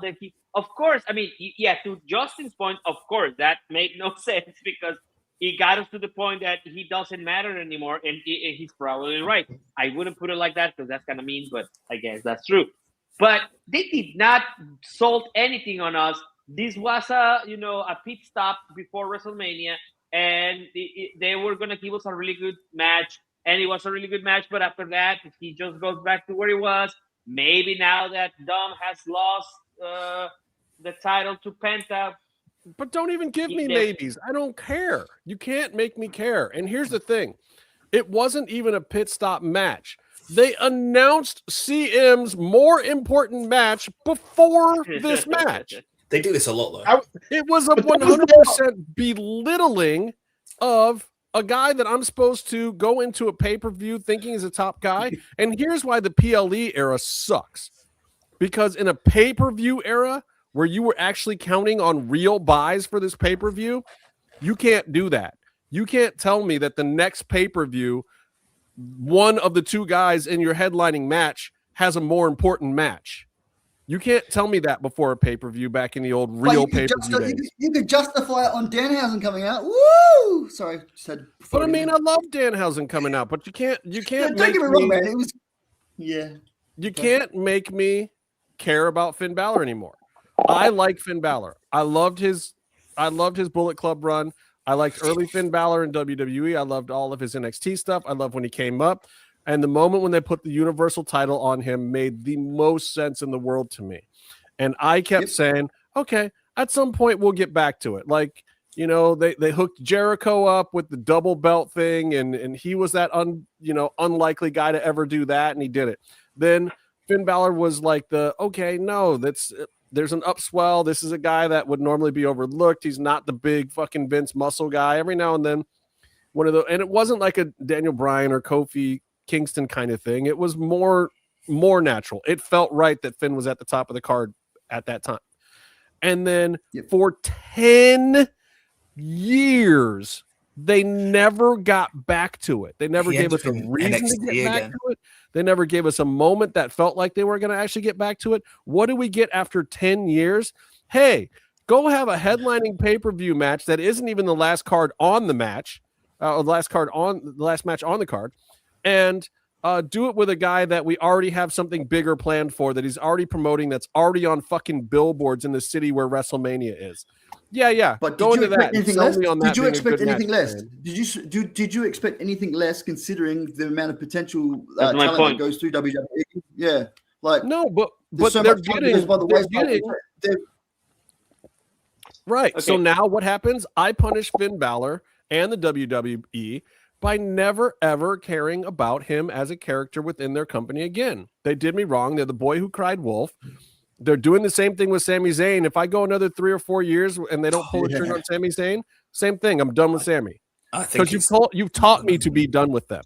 You've taught me to be 4 years. You're teaching me 4 years on that. Oh God, I can't. Because it's already been 6. 3 more years. No, I know, but that's my point. There's some of these guys that just don't know if they're going to ever pull the trigger on. You got like LA Knights. They are not. They got the trigger on them, but it's to put them down. And look, they're doing the same thing with Damian Priest. They built him up great. He's just shit. Take you around the back of the shed. May I please? I think that the problem, the most significant problem, it is the base of what you said. He was a champion, but he was a champion for like 12 hours or some shit like that, right? If he had been a champion for 3 months and they took the belt out of him, then we will be able to say when he does things like that, oh my God, he's going back at it. But he never really was there because, yes, he's the first undisputed or whatever Universal Champion. But was he for 12 hours? That's all they ever say. That's all. That is all his WWE career has amounted to. Finn Balor was the first ever Universal Champion. How many times have I heard Michael Cole say that? He should have worked through the injury. A decade. No, it was a broken. He dislocated his shoulder. No, he was broken. Clavicle or collarbone. So if you take the championship away from broken collarbone. If you take the championship away from Finn Balor, right, and say that he's not going to get another shot again or whatever, can he become relevant through any future storyline heading into like Mania, for example, with the whole Judgment Day thing? How's that going to pan out? Like, how would you book it? So my thing that I said which kicked all this off in the DM, was basically from the Danhausen bit and the little bit before with Judgment Day. The conversation that Finn had was all about no. He's gone. He's had his match with CM Punk. He's realized he's still he can still do it, but he's okay. He's come to peace with what's happened, and it looks like they're going to do something with him to do with like maybe he's on a redemption. No, I don't want to say redemption arc, but like he's now going no. This isn't the way we do things in the Judgment Day.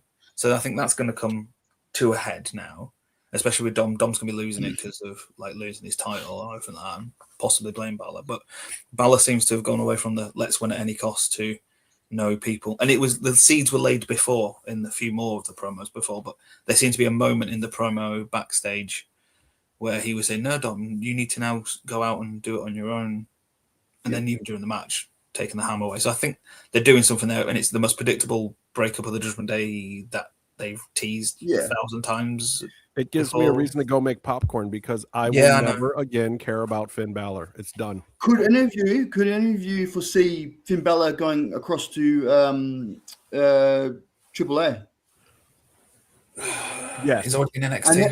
And I'm saying like within the storyline and the script of it all, with Dom holding the I think you're going to see a lot of guys in that position do some little runs in AAA.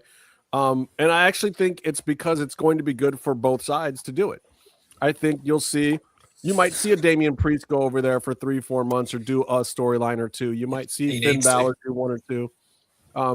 I think absolutely, and Finn's got like 4 years left on his contract or something, or 3 years left on his contract.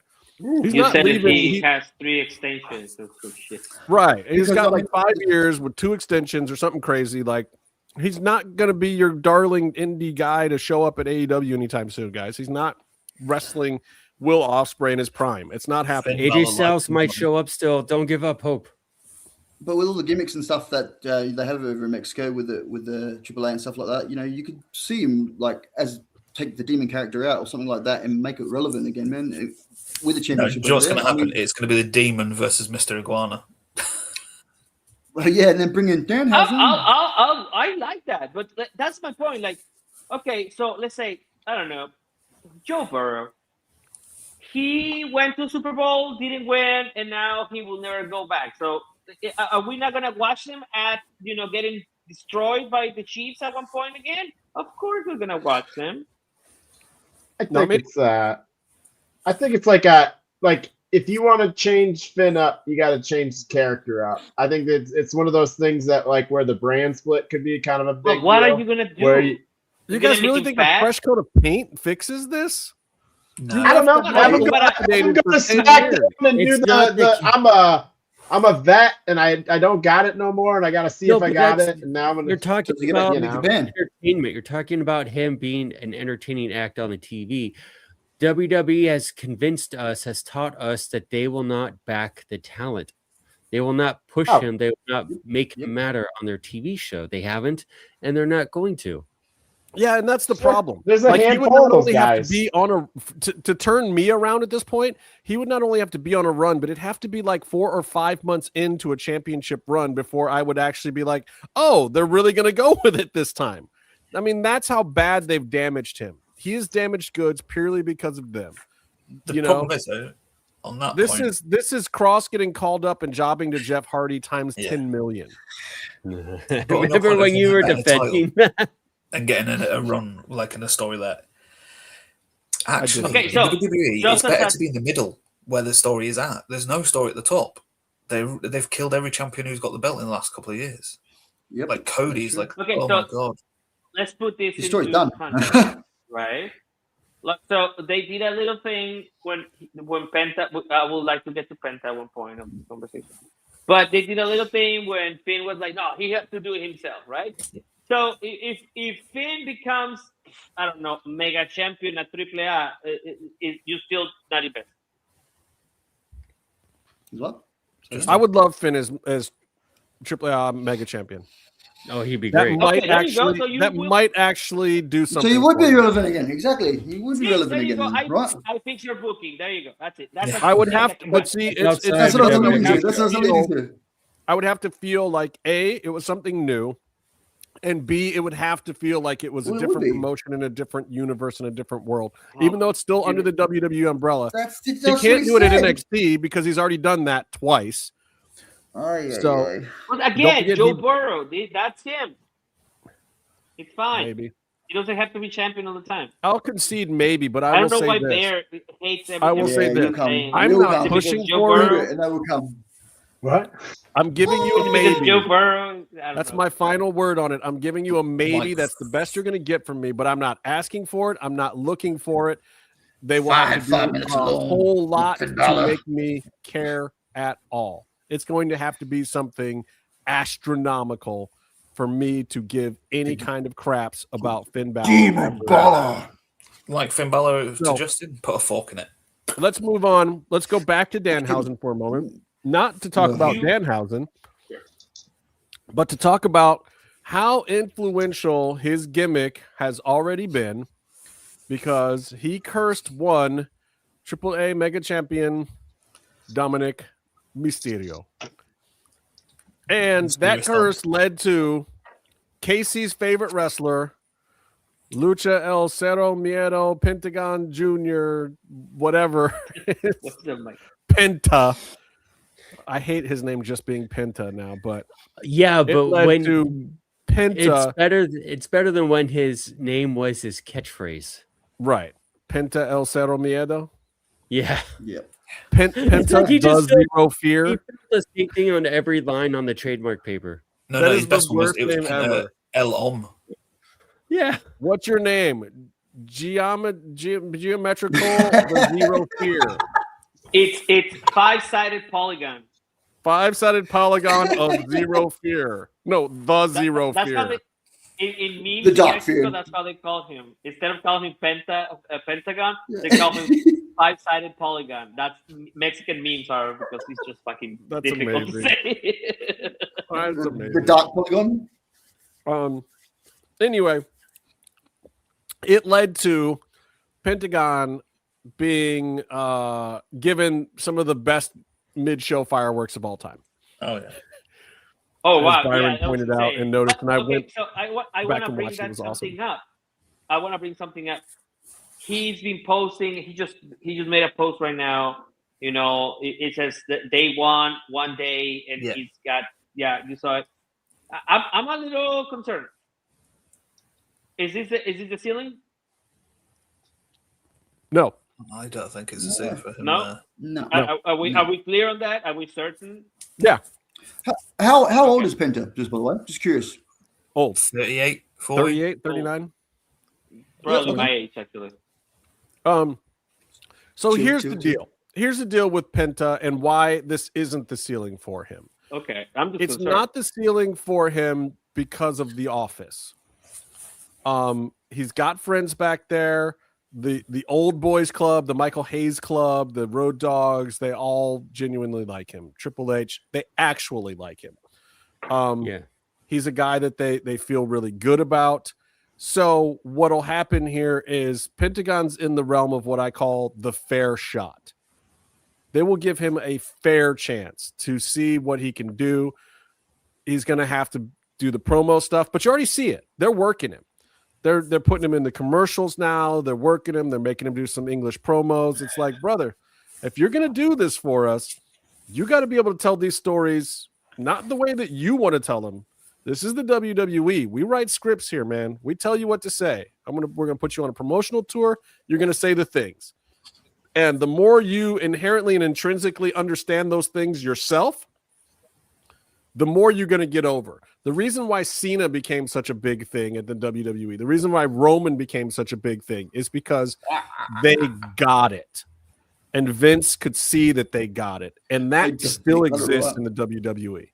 If the guys in the back can see that you've got it, that's how you get the push. The reason why LA Knight is stuck where he is because they look at him and they say straight up, he might have it. Well, I get that, and I get that a lot of Tank people got say that, but at the same time, Tank got it. it's the reality of guys like LA Just Knight can't do is, ropes. and Jey Uso also is they look at them in the back and they say, "Damn, you might have it," and then some of the boys in the back say, "Damn, I want you to have it. I wish you had it." And then they keep giving them shot after shot to try to prove that they have it. Jey Uso has gotten how many chances now? Too many. So who would you rather between those two wrestlers you just talked about, Jey Uso and LA Knight? If you were to give one of them the belt, which one of them would you give the belt? I would give LA Knight the belt. Not LA Knight. You he would be new. He'd be fresh. Yeah. And then you'd be excited when the new person here's took the the belt. thing. No, because here's the difference between LA Knight and Jey Uso. LA Knight, one's got charisma.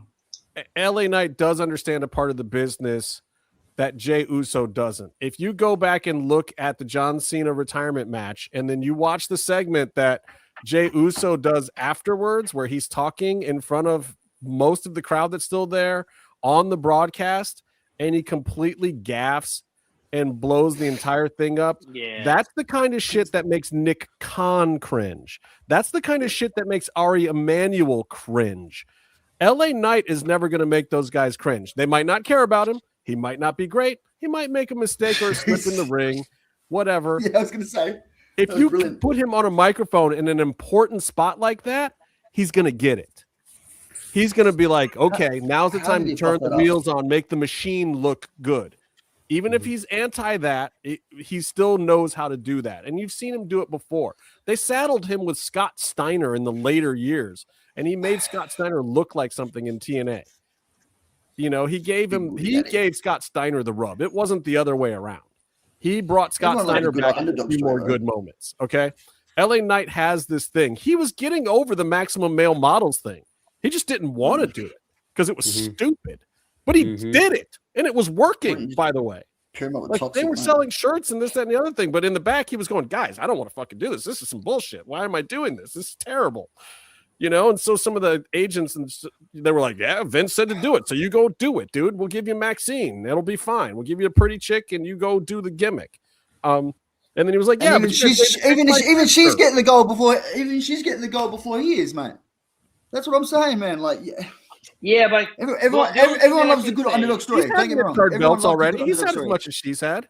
He got mid-card belts already. He's been writing this for how long now? And what has he got out of it? For how long he's been at the so-called peak of where he's at? Like, they give him a pretty girl like Maxine, who isn't technically great in the ring, right? I mean, she's just trying to play this. She wasn't back then for sure. She was shit. She'd been wrestling for like 6 months at that time. She's just eye candy, right? And they give her a good gimmick with Natty, right? Whatever. But she got the goal before him. Like, how long is he going to sit there and ride at his peak when he's already been there as an underdog story? You know, don't get me wrong. Everyone loves a good underdog story, man. But there's only so long you can sit there for, man. When all the other potential goes flying by. Look, anybody who hates on LA Knight at this point, I'm not mad at them. I just don't hate on him. I'm still entertained by it, but I get it. I get everything you're saying, Coleman. Like, everything you're saying is 100% valid. I can't take it away from you. I don't. The accent is insane. No, I'm kidding. It's not the words. It's how it sounds. I love you, bro. I love you. You're my favorite Mexican kid. Oh, you got the thing. You got the hearts. Amazing. Wow. No, you have to enable that feature. You have to turn it. You have to turn it. Oh, you have to turn it on. Okay, fuck that. I'm not doing that. You have to turn it on the thing. Yeah. So listen, Penta is that they're both hated equally by ropes. Yeah. That's all. Well, deservedly so for both of them. And I think backstage they're debating Brock Lesnar versus LA Knight as we speak. Because I doubt Brock wants to. Who does that do? Anybody? Who's like? Who does that? Like who? Like what does that even do for anybody? Well, for the people that hate LA Knight, and for the boys in the back that want to rib LA Knight again, it's hilarious. I guess. You wanted a big WrestleMania match? Here you go. Here's your marquee matchup. It's you versus Brock Lesnar. And it's a 12 minutes. Now, I'll watch that. I'll watch that. Get your shit in at all. Suplex City. The guy does 10 minutes of suplexes. Anyway, but Penta. So Penta is going to get a fair shot. Now, all right. Whether or not he can prove that he can do all of the intangibles will decide how far up the ladder he goes. He's clearly not going to be a QB1 Cody Rhodes guy because he's never going to be a black guy and a white guy at the same time. He's never going to pull the Raheemness of it off. He's never going to. He can't be Cody. And he can't even be Roman. But he could be one of those guys. He could get the big belt for a while. He could be on a Kofi or Bryan Danielson type run. Maybe even a little more than that. And I think he'll get the chance. They really, really like the guy. They should. It's going to be a couple years. So for now, hopefully this IC thing works. And what the real hope is, okay, guys in the back, if you like Penta, like we all like Penta, now you got to give him the Skip Chase and Krista Joseph treatment. He's got natural charisma, but he doesn't work your style. And his idea of what entertains fans is not going to be the WWE idea. So that, which is fine. But that being said, is they've got to write something for him. What is the storyline? What is the activity? What is the interaction that can bring out his charisma and make him something more than a workhorse champion with a belt? And he's not a workhorse anymore. He's not that guy. He's not going to go out there and have 5-star matches like he was having season 1 of Lucha Underground. That was 10 years ago. You know, he was still in his 20s then when he started at Lucha Underground. People don't realize that just because he's got a mask on and you don't see that he's older. 10 years doing those kind of moves and wrestling the Young Bucks for 5 of them ladders will not treat your body well. So we'll see. Yeah. I will say to that. I do want to say to that point. Penta is in. Penta has to be. I mean, visibly, he's in the best shape of his career, but he has to be feeling the best he's ever felt in his career because after Lucha Underground, he went to tag team wrestling, and it wasn't just so he could work and make money with his brother. You know, and he did tag team. They insisted on doing tag team wrestling because Conan called him fat, or no, Vampiro called him fat. Vampiro called him fat. Right. But I mean, Ray Fenix called him fat to me. Yeah, no, he was chubby for a while. He missed. It was during this time when he started to miss flights, and basically the thing came out that he'd had something to eat on the way to the airport, and that basically he couldn't make the flight because he was really sick at the airport. So when I spoke to Fenix about it, Fenix was just like, "Well, you know what he's like." Leave it to your little brother to fuck with you at the worst It was time. amazing. Those guys mess with each other brutally all the time. Like they I just saw a thing where Penta's met. Didn't you send that to me, Tony? Where Penta's goalkeeping. I think somebody said that again. Like they are definitely brothers. That is some there's shit a lot of me. When they would wrestle each other 1-on-1, there's a lot of Chinga Tu Madres yelled in the ring. Whatever that means. I don't know what that means. I mean, it means I love you, brother. They might not have that makes sense. mother, though. You can scream that. You can scream that to Mexicans when you're driving on the east side of Los Angeles. What's up? All right. Speaking of which, are we happy that did I lose everybody? No. That El Grande Americano, the good one, gets in lots of Spanish expletives on TV? I like it. I'm very happy with it. He leans into it too. He knows that the censor doesn't speak Spanish. Sorry, I got disconnected. What are we happy that Go with me on this one for a minute. So it's December, and into your office walks Cody Rhodes, and nice. You're Triple H, and you say to Cody, like, well, we've shuffled some things around, but here's my idea for you for WrestleMania. How about you wrestle Randy Orton? And Cody's looking around and he's like, okay, but Randy's babyface, I'm the babyface, and blah, blah, blah, blah, blah. He says, okay, well, let me think about it. It sounds good. We've been building to this story for a while, but okay, let's look at it. Then Cody Rhodes comes back into Triple H's office a week later with Drew McIntyre, and he says, we've got an idea. I'm going to drop to Drew next week. And then Triple H is looking at him like, you heard me, you asshole, when I said you and Randy at WrestleMania, right? How the hell does it work for you to drop to Drew? And then these morons concocted this whole cockamamie story where Randy wins the Elimination Chamber while Drew is the champion. But then somehow Cody Rhodes winds his way into a championship match with Drew again to get back his belt and then face Randy at WrestleMania? Because there's no way in hell Drew McIntyre versus Randy Orton is going to be that match. That can't be that match. That is not WrestleMania worthy. However, Randy versus Cody is, but you have to have a reason to get them on opposite sides so that you can start playing the long-term story of how Cody was Randy's bitch. Here's how I write it. Cody Rhodes walks backstage and he's looking for his bag. And when he sees it, there's a big old pile of steaming shit in his bag. And when he looks up, it's Randy Orton and he's laughing. Randy Orton stood on top of a locker. Boom. Shitting down. Right. And that's how you get there without the kayfabe. I just made that up. It's TKO. I just made that up. I don't buy it. That's not Randy anymore. That's not my Randy anymore, man. Randy's changed. No, that's your Randy. Randy's changed. He's not that guy anymore. He doesn't coil up. Coil up. 7'8" family man. Yeah. Anyway, we'll see where it plays out, but I believe that is actually pretty close to what happened because we know that Drew and Cody. Already clip that. We know that send Drew it to and Cody, Triple H. Oh, Jesus Christ. We know that Drew and Cody pitched Cody dropping the belt. And we know that somehow that did not change the WrestleMania plans. So you put 2 and 2 together and tell me if I'm wrong. Tell me in the comments that I'm full of shit. It's gonna be a 3-way dance, man. It's gonna be a 3-way dance. And if ever I'm gonna put that's possible, but if it was going to be a 3-way dance, I wanted it to be Jacob Fatu involved somehow. Yeah, well, I think it will be. I think it's going to be like a fatal 4-way or a fatal 5-way. Oh Jesus! I mean, let's do Money in the Bank.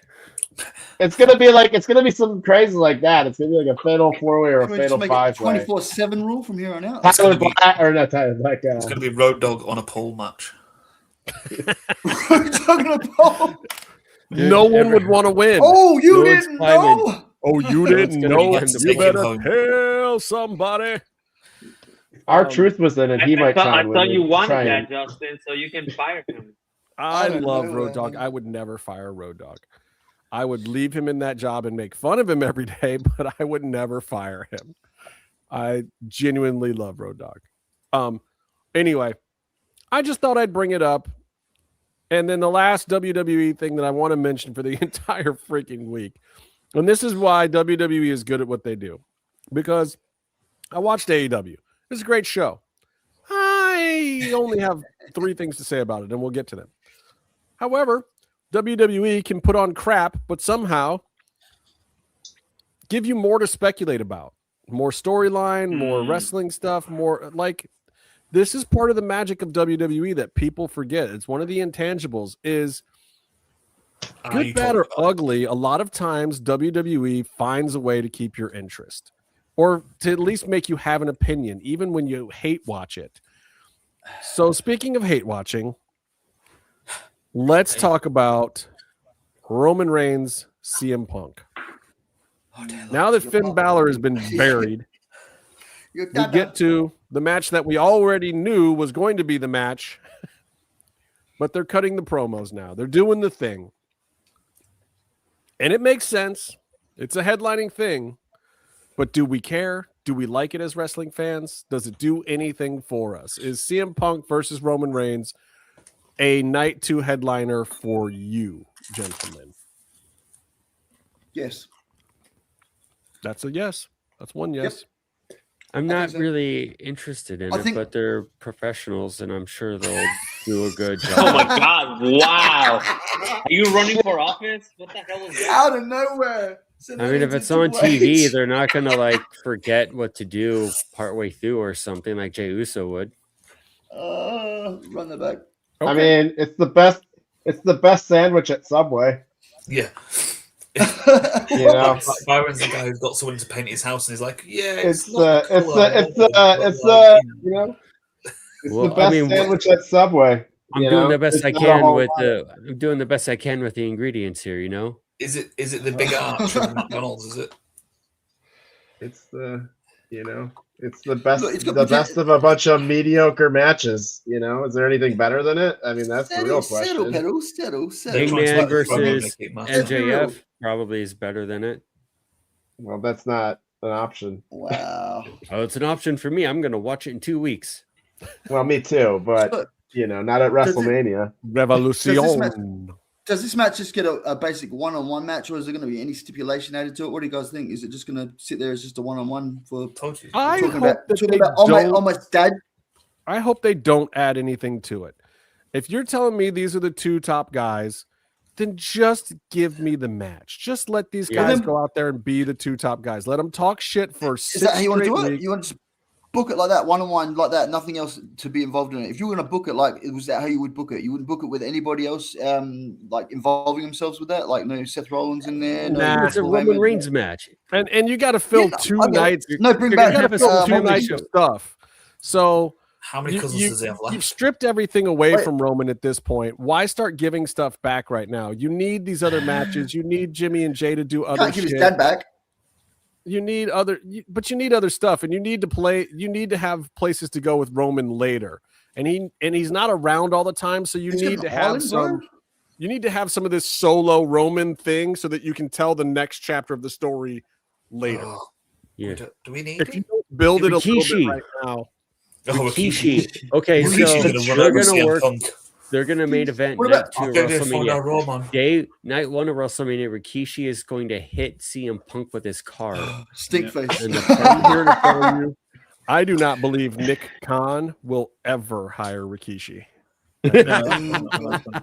Triple H might be like, no, bring Kishi in. We love Big Key. No, I think Nick Khan's going to be like, nah, pass. Put him on live TV with a live mic. It'll be Maybe cool. that's what they'll do. They'll bring in an actual quiche. It'll be a play on words, and it'll be one of their infamous jokes that they did. It's Big Quiche. That would be a total Vince McMahon right there. Face that.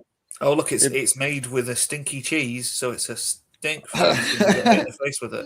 I gotta say, in general, for WrestleMania, like, yeah, there's questions right now, and they've got some time, but I'm not. I don't care. What happened to? I can watch. It's not very impressive. Can we rewind it back like 2 years ago when The Rock was trying to place himself in the match with Cody and his story and all that, like, and it never sort of eventuated. And then he came to him like, yeah, where's it gone? Where's the like, passion to hijack the main event of WrestleMania? At least, like it's plausible. You I don't know. I don't know. So what's your question about Dwayne? I can explain to you all of the Dwayne things. All of the Dwayne things. What I'm going to say is I just want to throw it out there. Like there was this bit of a story going. It never all eventuated. He gave Cody something. I think it was like on a Raw after the thing, and he said, "I don't know if the watch is that way, but I don't know if that's how it works. But you probably should go see a doctor about that." But he gave him something, and he said, like, "I'll be back for it." And he came back for it. And when he came back for it, he didn't come back for it. He came back for Cody and said, "I love you, Cody." I'm like, it was probably soul. Baby. And then it just an ancient tablet found in the ground in. So what you're saying is there is a huge plot hole that has no fulfillment. Well, yeah, it just dissipated, just disappeared, and everyone's like, "Oh, what happened to that? Are they going to dig it back up, or is it just buried like the rest of WWE pay-per-view storyline?" Like Travis Scott, you've got to try and forget about it. Travis Scott. Have you seen this movie called Ishtar? Travis Scott. Have you ever seen Ishtar? You ever seen one of these movies where the script has been passed around 10 times and there's still things left in the last version of the script that never make sense? So what you have is the Watch thing was written by Brian Gerwitz, who was the former showrunner of Raw, but is now basically Rock's personal right-hand man. And when he shows up to WWE, Brian Gewirtz writes his stuff. Brian Gewirtz is one of the best writers around in wrestling, and he came up with lots of good little ideas with nuggets and long-term thinking and this, that, and the other thing. However, Rock's schedule kind of precludes him from doing certain things. And then you've got Nick Khan and Ari Emanuel and high-level TKO guys meddling in the main events. And then you've got Cody and his people saying what they want, which typically didn't happen, but did happen by accident. And then you've got Triple H who's like, did anybody get the memo that I'm the head writer around here? What the fuck? So what you had was you had different camps writing different parts of the story for the headliners of WrestleMania for 2 years straight. And part of what happened that people don't understand is that it's not Triple H's fault. He was not the sole person in charge of the storyline. They came up with certain things, and then he got told not to use certain things. And at the end of the day, I think what you got was Triple H doing this like, I'll book it. Cool. We'll do some things. Here you go. Here's 20 minutes of TV time. Let's do some things. I think he was, if you look at those WrestleManias, Triple H is working the Triple H magic on, you know, Bailey's storylines and this, that, and the other thing. Like, he is focused on everything but those main things because it got to the point where he couldn't do anything about it. You got Gewirtz and the $7 team showing up with Dwayne at the last minute saying, here's the script. And you got 10 writers at WWE going, no, here's the script that we worked on 2 weeks ago. And then you've got Nick Khan walking into the room saying, wouldn't it be great if, and he's everybody's fucking boss. So what do you do? So what you're saying, you do all of those things. There's a poo. I apologize because Justin just mentioned something, and it wound me up at the time. Yeah, right? Bailey and Valkyria, right? They're still there backstage, and they have this little conversation where it's like, "Oh, everybody's going in to see Adam Pearce about a title shot," and Valkyria goes, "Well, you should go, Bailey. You know, you deserve a title shot." So she's like, "Okay." So she goes to head off, and she goes, "You know what? Why don't you come in with me too?" Oh, really? We're both going to get a title fucking shot. It was the 0 cents. Like, whoa, no, whoa. Unless they're going to ask for something else, or Adam Pearce is very nice to them. I believe that one was a Triple H, and I think you can be directly mad at him for that one. I believe all of the Bailey gaffes have been at the hands of Triple H to the point where he's kind of given up on his own writing of Bailey at this point. But look, the second year with The Rock was even more confusion because he came in with Gewirtz at the last minute. They wrote some stuff that would have been really good for the heel turn. But then at the end of the day, they said, oh, let's go talk to John and see what he wants to do. And John was like, oh, yeah, no, we can play it like this, but I really want to do this and this and this and this. And guess what The Rock said? The Rock was like, yeah, man, that's John Cena. Like, I'm not going to tell him what to do. I want to, but at the same time, like, yeah, if he wants to go a different direction, I'll bow out. Fuck it. And he did. And then everybody was pissed that he let John do it the way he did because they started it the way that Rock wanted to start it because Ari Emanuel personally called him and said, we're not selling enough tickets for Elimination Chamber. So Rock was like, okay, let's do this and this and this. And Cena agreed to all of it. And then 2 weeks later, Cena's like, this is great. I got some ideas. I got some notes. And you got all of these baller-ass dudes in a room and everybody's going, I got some notes. What happens? At the end of the day, Travis Scott is the number one heel in the world. That's how bad it got, brother. Where was Travis So Scott? here's what I'm saying. All these people that are hating on The Rock, don't hate on The Rock. It's not worth your time. If you're hating on Triple H, also don't hate on Triple H. Not worth your time. Nick Khan is still new to being the top guy. He doesn't know what the hell he's doing. Don't be mad at him either. He's trying. He's trying to make his bosses happy. It's what you're saying. It's chefs in the kitchen, right? So you've got the poontang pie there, right? And somebody's in charge of that poontang pie. No matter what, somebody's going to make the call. But everybody's got their finger in that poontang pie, like warm apple pie. And what so the fuck are we talking about anymore? Bonnie Blue, apparently. Yeah. Bonnie Blue. Everyone. Oh, by the way, Justin, thank you for turning wrestling into the Wild Wild West movie. Warm apple pie. Anyway, I'm just saying, don't be mad at The Rock. It's not worth it, Coma. It's just not worth it. You can be a little mad at The Rock. I'm not mad at The Rock. I'm just saying it was a whole script. Yeah, disappointed. All Rock wanted to do was come and wrestle his cousin. That was it. And maybe that's all we wanted to see, but we didn't get that. Yeah, it's gone. Now what do we do? It's because they booed Roman at that. I'm over being mad, just disappointed. Right? I would still book that match. When you say don't be mad at The Rock, all I have to say is Hobbs versus Shaw. I can be a little bit mad at it. They don't have plans for Hobbs. Not speaking of Hobbs. You can be mad at The Rock if you want to be. I just don't think it's worth your time. The thing is, by the time we get around to a Rock versus Roman match, Roman is going to be retired. Maybe that's going to be the Rock. All the Samoans in the cage together, man. Maybe that's all right. You know what it's time for? Pops and drops. Pops and drops. And I'm going to start because my kidding me? pop is something that me and Tony want to talk about. My pop of the week, this is going to crack Tony up. My pop of the week is Thekla. Yeah. All right. It's Thekla. Cool. Good for you. Meefloaf does not. Meefloaf is not going to agree with me. It's probably his drop of the week. But I've never watched her wrestle. She's probably a good wrestler, but when it's she not, did the promo, that. I didn't like the delivery of it. I just thought it was flat. But I think that is exactly why Thekla is my pop of the week. Thekla is the champion that AEW needs right now. The whole thing tonight with her and Thunder Rosa. Oh, you agree, Bear? Excellent. Fuck you, Bear. What? I was like day one. I was like, I think it's a title change tonight. I'm pumped. Like she's great. Green light. Thunder was never intended to win that belt tonight. That entire thing, what? No, but the storytelling was great. That match was not about moves. It wasn't about showcasing this, that, and the other thing. That was one of the first times where the entire match was storytelling. And Tony Khan, since he brought Thunder back, has actually been telling a real story. And that whole story is getting over Chris Statlander from the garbage shit that we were talking about 2 months ago in her title run, because we love Stat. But if you don't have that shot of Stat holding Thunder at the end of that match, you don't give a fuck about Stat. He finally gave us a reason for Statlander to mean anything. And the only way you get there is Thekla.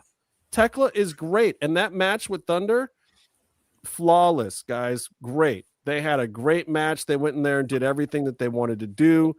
You could see them working it out in the ring. And when they're up there, I hate fighting spirit spots. You guys know I hate the fighting spirit spot now. When they did the fighting spirit spot on the top of the ropes, it was magnificent. And we're not talking about some crazy high spot. We're not talking about some cool move. We're talking about two crazy chicks sitting on the top of the ropes, just bashing each other in the collarbones. And it came off great. And I'm here to tell you, those girls took it so easy on each other, and it looked stiff as hell, and it wasn't, which is amazing. Just say something nice about Thunder Rosa on the show. You can say anything you want about Thunder Rosa. No, just saying you said something nice. I mean, it was a great match. And what I'm saying is, you know who I'm really complimenting? Tony Khan. Whoever wrote this storyline, I feel like, oh my God, AEW actually had a 3-week storyline in one division that is leading somewhere. And now with a reasonable amount of time, you've built a real story heading into a pay-per-view where Thekla versus Chris Statlander 2 will actually make sense and will actually be something that people care about. Don't you want that for your champions? That's my opinion. That's my. You know that I always have to walk a tightrope here, but you're giving credit to the right person. Also, RJ has a lot of hand on that. Well, whoever's writing it. Let's get RJ on the show. There's 6 writers back there. It could be any one of them, but whoever's writing it is fantastic. But I gotta say, and pulling the curtain a little bit, I guess. Okay. This quick feud, by the way, that turnaround or visibility of Statlander, the way that we perceive her, this is a testament to Thunder Rosa's understated versatility to do a lot of the things that people don't think that she can do. It's not always, oh, I'm going to win, I'm going to be the babyface, and I'm going to be the champion. It is this capability of building others by sacrificing herself. And she has so much equity built for everything that she's done. I mean, do I really have to bring out the resume here? I don't think so. Yes. But we talked about it last week. Tony Storm being a big one. Mariah May would have been nothing without having Thunder in there. Like, there's a few of them. Britt Baker. I mean, she built all these guys. Who? Exactly. So this is just another stripe in the tiger. I don't know if that makes sense in English, but that's what it is. This is just her building another star in this company. Two stars at once. Two in what? In what was it? 45 days? No, not even.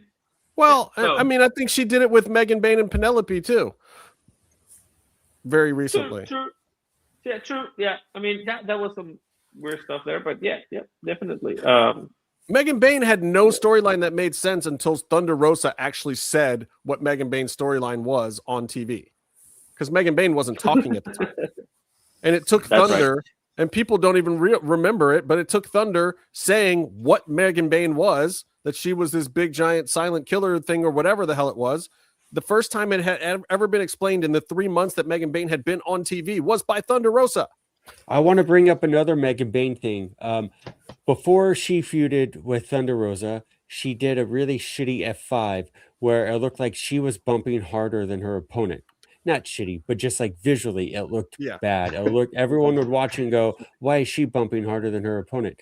And then whatever happened, by the end of the program, she was doing the F5 where she ends in a kneeling position, which suits the gimmick, will save her, bump card, and just looks better.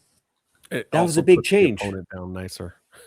Yeah, everything about it is better. Who knows? Everyone else was happened coming down in that on their program. Side shoulder the original way she was doing it. It was not. I think the girls had a conversation with her. Yeah, but I mean, that was a very noticeable change and one of the few growing or few improvements that helped elevate Megan Bayne in that program. Yeah, Thunder's great, but yeah, I'm happy Thekla's in there because I don't know that any of these other girls have the same kind of supervillain quality.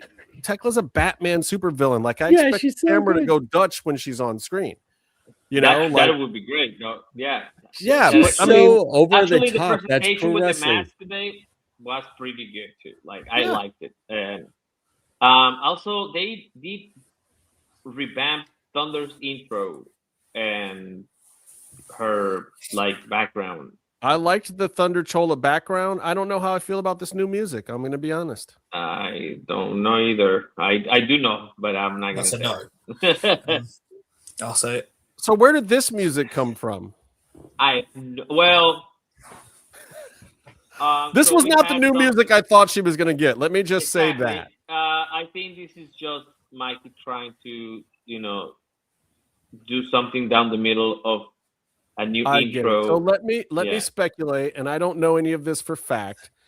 Let me speculate what happened here. Thunder comes in and says, I've got some new music that I'd really love to use. They listen to it, and they're kind of like, and then they give it to their guy, and he comes back with, this is Thunder's new music that I'd like to use. And then they're like, oh, yeah, you've done all of our great stuff, so here, we'll let you do it instead of whatever she wants. I don't know. You don't have to answer this question.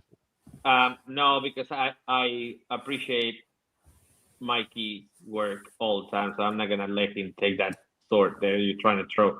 I'm not trying to throw him under the bus. I'm just saying, he does such great work. He's the in-house guy.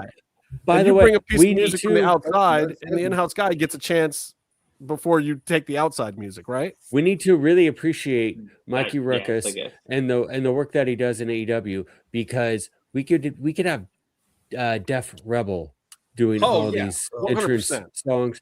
Okay, so And I let's really appreciate like what we have. 85% of his shit. Like every now and then he has one that's kind of like, but that's music. It's all subjective. There's always going to be a little bit like Prince is one of my favorite artists of all times, and he's got about 30 tracks that I absolutely don't like.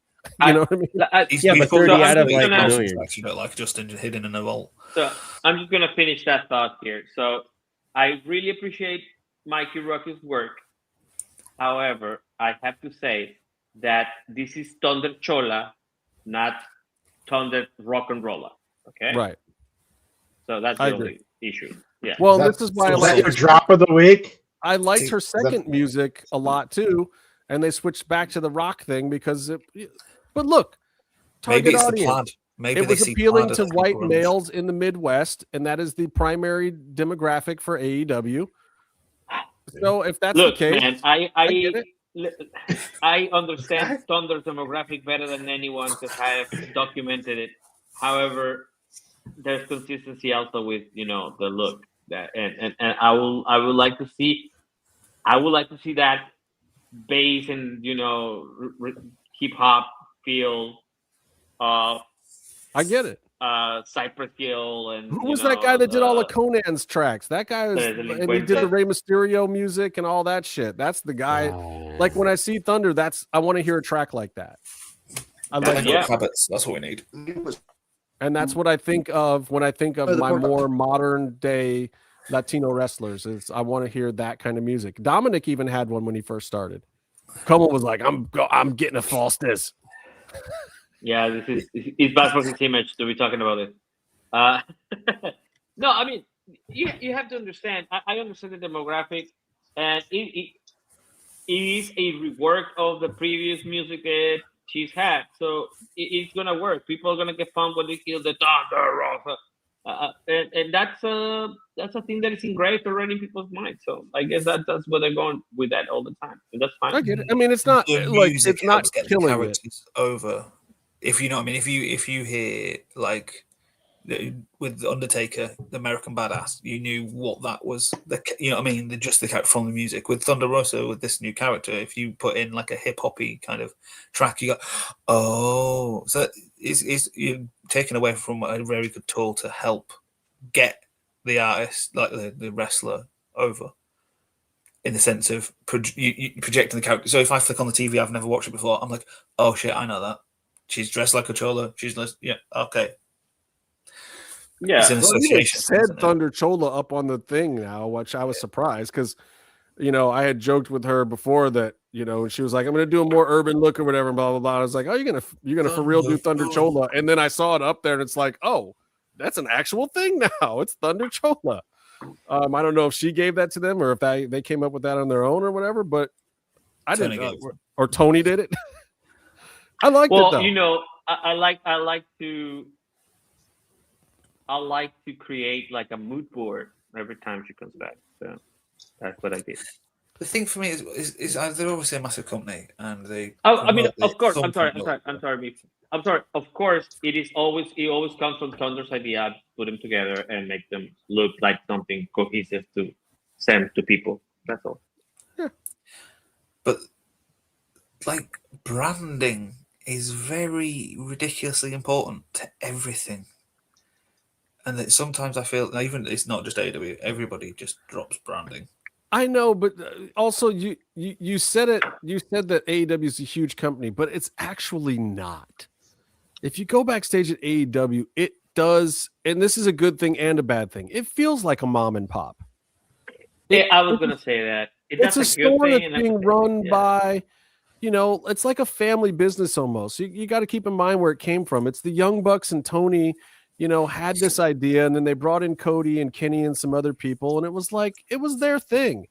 And a lot of AEW people don't realize is still run that way. And it's like, it's a family business, and like your sister is shit on the register, but like she's your sister and it's the family business. So she's got to run the register on Friday night. Like there's a lot of that happens at AEW, and it gives the place personality, and it is very good in a lot of ways. And in other ways, it's like, yeah, some things don't get thought through. There's not like a big team meeting, like everything is not completely done the corporate way.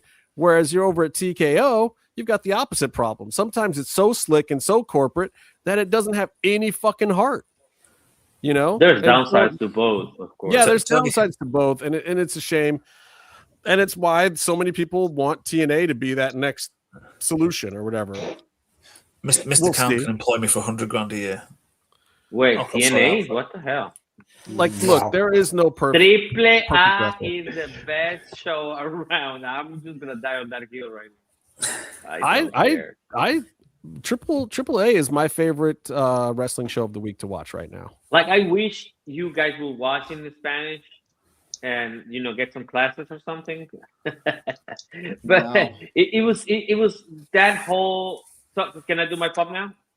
Sure, do your pop. We just did pops and drops. No, Byron, we got just an hour ago. One pop. It took that long for one pop because it was Thunder and Thekla, and that could have been a whole separate subject. I threw it into Johnson. We could have talked about this for that. Is Byron really? But Byron, are you okay with me doing a pop right now? We're almost in hour 3. I thought we would have done pops and drops by now. We've been doing them for the last 2 hours. You take another hour. That's so good, Byron. Okay, so I guess let's slow it down and talk about how long it's taking us to do it, because that's going to make it go faster. Go ahead and do it, I guess. Okay, sorry, I'm doing a pop right now, Byron. My pop is actually Pimpinela. Yes. Baby. Oh my God. Beso. The reaction. So I talked to a couple of, because there was a whole bunch of shows in Monterey this weekend, and so some people were talking. I went to the store that sells, because I'm trying to get more memorabilia, and all people could talk about was about Pimpinela in the stretcher. That made people. So El Grande Americano, the cute one, the lovable one, is so over in Mexico, he could be present. Right. Like, we don't care. We have he's German. He's not Austrian. Because we like to make he's German. Prince. Yeah. He's Dieter from Danhausen. If he was Austrian, he will be an emperor here.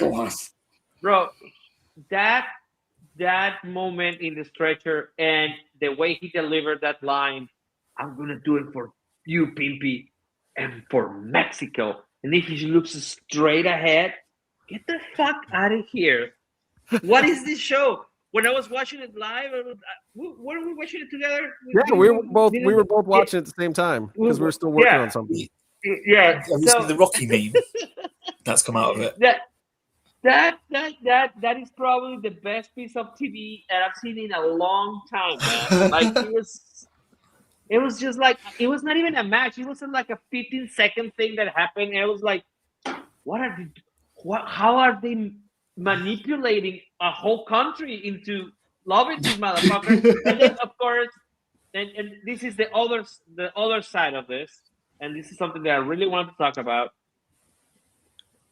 My drop is the same fucking people involved in Raw are destroying my love for the things that are happening in AAA. There are some little fucking comments that Michael Cole, and Michael Cole has said a lot of shit throughout the years, but I'm not gonna repeat it. But he said something during that perpetuates the lazy Mexican stereotype. Lazy. And he fucking pissed me off so much, I threw the remote at the TV.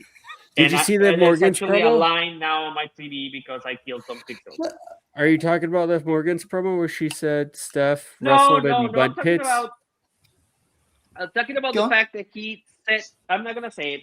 There's so many racist things WWE does. It's hard to keep track of them. That's what I was commenting with somebody that is also Mexican and was on TV 2 hours ago. There's a lot of racist things right now in that borderline racist in WWE, and it's not okay. And I know what they're catering to. It's not the same company as the other company, right? So, but it's still, this is getting fucking annoying. And you have a company but you're not, that Tony. employs You're not wrong. America, fuck You're not yeah. wrong. My favorite storyline right now is El Grande Americano versus El Grande Americano in AAA, and my least favorite storyline in all of wrestling right now is El Grande Americano versus El Grande Americano on Raw. Yeah, They even a switching of the color of the masks as well, isn't it? Like they are. The where bad the guy black wears That- black because black. When you see black, you think bad things like criminals. But In WWE, well, Darth Vader. Darth Vader. Darth Vader was cool. Look, and it's so messed up too because Wow. Cole and Graves end. could not figure out which one of them was supposed to be heel to the point where they were both heel on commentary, you know. And Corey's there like, well, yeah, but I'm the voice of AAA and blah, blah, blah. And Cole's like, well, the original El Grande Americano and nationalism, this, that, and the other thing, fascist, brown people leave, whatever. It was crazy. It was crazy. other It part of was that bad is- television. That for the first run of this whole character, like Cole was going absolutely apeshit about it being Chad Gable, and was so upset that it was Chad Gable and that he was being disrespectful to Mexico and Lucha Libre. Oh no! And now we've retconned the whole thing because now it is America versus Mexico, and in America, America's the good guy, regardless of what Chad Gable's doing, and in Mexico, America, Dito Sprockets is the yeah. good guy no matter what we're doing. World police. I don't know. You're right, Byron. You got a pop or a drop? Anyway, moving on. My pop would be the Ducks won 5-1 tonight. It was Yes. a really fun game. My drop would be Was pedophiles. Charlotte there? Was Charlotte Flair? Oh, at that that's game? another pop. Charlotte went to the game last night. Tupac. But they lost. Charlotte That's a new Flair was rapper. at the game. Tupac. But they And now lost. Byron likes Charlotte, even though all of my years of liking Charlotte. She's a meant great, nothing. solid veteran star. yeah. Why wouldn't you like her? Oh, wow. What a You guys sellout. complain too much about her. Oh, Anyways. what a sellout. And then my drop, as always, is going to be pedophiles, which I know is going to politically divide the country. Fucking hell, this is rough, bro. Okay, It's our All right. longest. let's go to Meefloaf while we're on the subject of pedophiles. We might as well get it all out of the way. What a segue. What a segue, bro. Jesus Christ. I just meant that you hate pedos too. And the rest Oh, I of thought it was America. the No, mustache. Oh my god. We It's are not the official Bolivia yet? anti-pedo What's that? wrestling podcast. No other wrestling podcast is more anti-pedo We than us. took a We are stance almost very early. 100%. Anyway, to be more Moving on now. And pops and drops. Penta winning. Meefloaf. Pop is Penta winning. Drop Penta. is that the human race is fucking idiots. There we go. Okay. Not Okay, going to cool. disagree with that. Bear Brannon, how you doing down there? What you got? Pops and drops, brother. I enjoyed the Swerve going against Brody because that's probably their like white hot baby face right now, and it's about the only person that he could go against that I'd be like, well, maybe I'm not rooting Okay. for Swerve in this one. I'll tell you what I didn't like about that was Swerve's beat down with the chain, not the hanging him part, but like the actual beating of him part. Yeah. See, these Well, are the things that it's can't just- work out very well in the back. Where you're in the back and you're like, okay, I'm going to come out, I'm going to hit you with the chain, Yeah. and you get out there with like 60 pounds of actual chain, and you're like, wait a minute, I can't hit my dude with this chain, and then it looks Wow. just janky as hell. Those first Yeah, three shots it with was the chain, bad. were like, Way too long getting to it. Like I was like, all right, we get it. They went to him, back to him. I'm like, yeah, he's clearly gonna get hit from behind. Actually, And then- on the show that Gringo Loco was on, they did a spot with the chain, and they did it the right way. I think I will look up the match and send it to you guys because it looked amazing, and no one was near the actual chain. Like it just looked really, and every time they did it, everybody went like this, so they didn't see it. So the people in the crowd, they were like this every time. And it was like every whoa. time And Swerve did like, it, I went like this.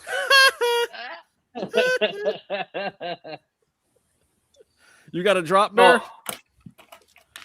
Nah, not really. That's good. That Really? means you liked wrestling this week. Bear not I mean- doing pedophiles first drop. Interesting. All right, well, fine. Yeah, I mean, fuck Fuck that. Fuck the pedos. Fuck pedos. You know, They all gotta go to jail. All right. Just a quick observation. It's not I'm glad I could convince you, my friend. I didn't need a whole lot of convincing. It's just an observation.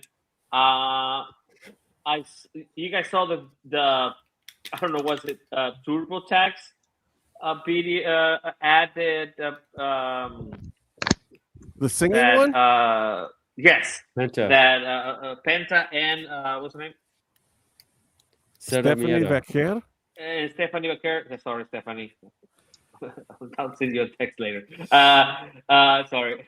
Supposed to be your homegirl. Sorry. Damn. I'm on 2 hours sleep, and I'm 2 hours behind everybody here on fucking West Coast in Mexico. I'm on the West Coast.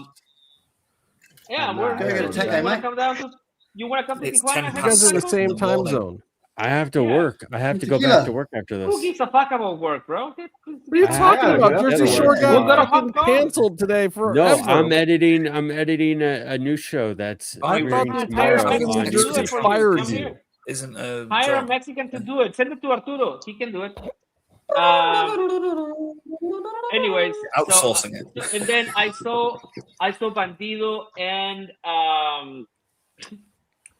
sorry, that's an inside joke. Nobody's gonna get it. And then I saw Bandido and Andrade cut a promo in Spanish, and it was great because they both spoke Spanish. The lines were great. He's like, "Oh, do you want to get a selfie with me? I don't know if you're a fan or you want to wrestle me.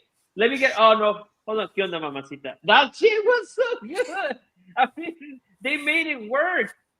They finally made an Andrade promo work. That was only take 7, by the way. Did you guys see? Did you see what show was it where MJF fought Zilla? Was it Hog or something? It was yeah. Oh yeah. Yeah, and Andrade had this match, and he was doing the fan selfie gimmick, and then his opponent came and gave her a running big boot. All right, Coma, pops and drops. What do you got for me? I'm just going to go touch base on the 2 of the main topics that we've already touched on. Just give you my 2. Pedals? No, thank you. I don't know how it works for you. Oh, but so that's one of the big topics. I just think let's go back to what I would call. Whoa, we're still on this. Jesus Christ. Hour 1? What about Mandeep? We forgot about Mandeep. Yeah. Long time storytelling. We have forgotten all about Mandeep. Yep. Once upon a time, there was a love story. Danhausen. Let's go back to Danhausen for a second because I want to have my. What was it? Tell me more. Yeah. I think he's got enough. Good talk, guys. Good talk. You made a lot of good points. Going in and out. Ultimately, anyway, our back to Danhausen. has been brought in because of. I just honestly thought. Okay. Hey, someone check his internet connection. Damn. Maybe America's invaded Australia. There's quite a lot of oil there. All right, so back to Danhausen once again. God, I'm done.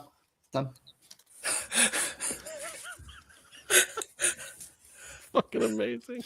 That's a great bit to do in hour 4. That bit was awesome. What are you talking about? All right, I got to give you my last drop of the week. My drop of the week. We're still doing drops?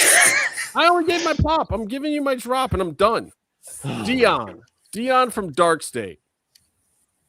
Good Dark State. God, just fire that kid. I am not normally this harsh on wrestlers, but his promo on NXT was so unforgivably bad. I don't know if that was live. If that was a pre-tape, half the staff should be fired. It was horrible. It was, I think I said before that it was worse than if you were live for the Thunder one that we had talked about with her. God. Which up until this point was, I mean, look, we felt for her. Like English was a second language, and they gave her a mouthful of really difficult concepts and words that didn't feel like her at all. It was bad PG and writing. Chris Roach. This was not bad writing. This was this kid just being dumb as rocks and not being able to deliver a promo.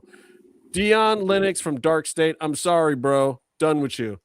It's developmental, and you didn't develop. Please stop ever using a microphone. That is my drop of the week, and I mean it, and I'm not afraid to say it, and I will come down to Orlando and say it in his face. Don't care. Not good television. Please take it off of my TV. Never want to see it again. He's going to get fired because of you. Maybe. I love Thekla. I will come down to Orlando. Not this week because I'm busy, but probably the next one. Yeah. Catch you on the flip side. You know what I'm saying, Dion? Okay. So until next time, Dion, stay calm. Stay in the mix.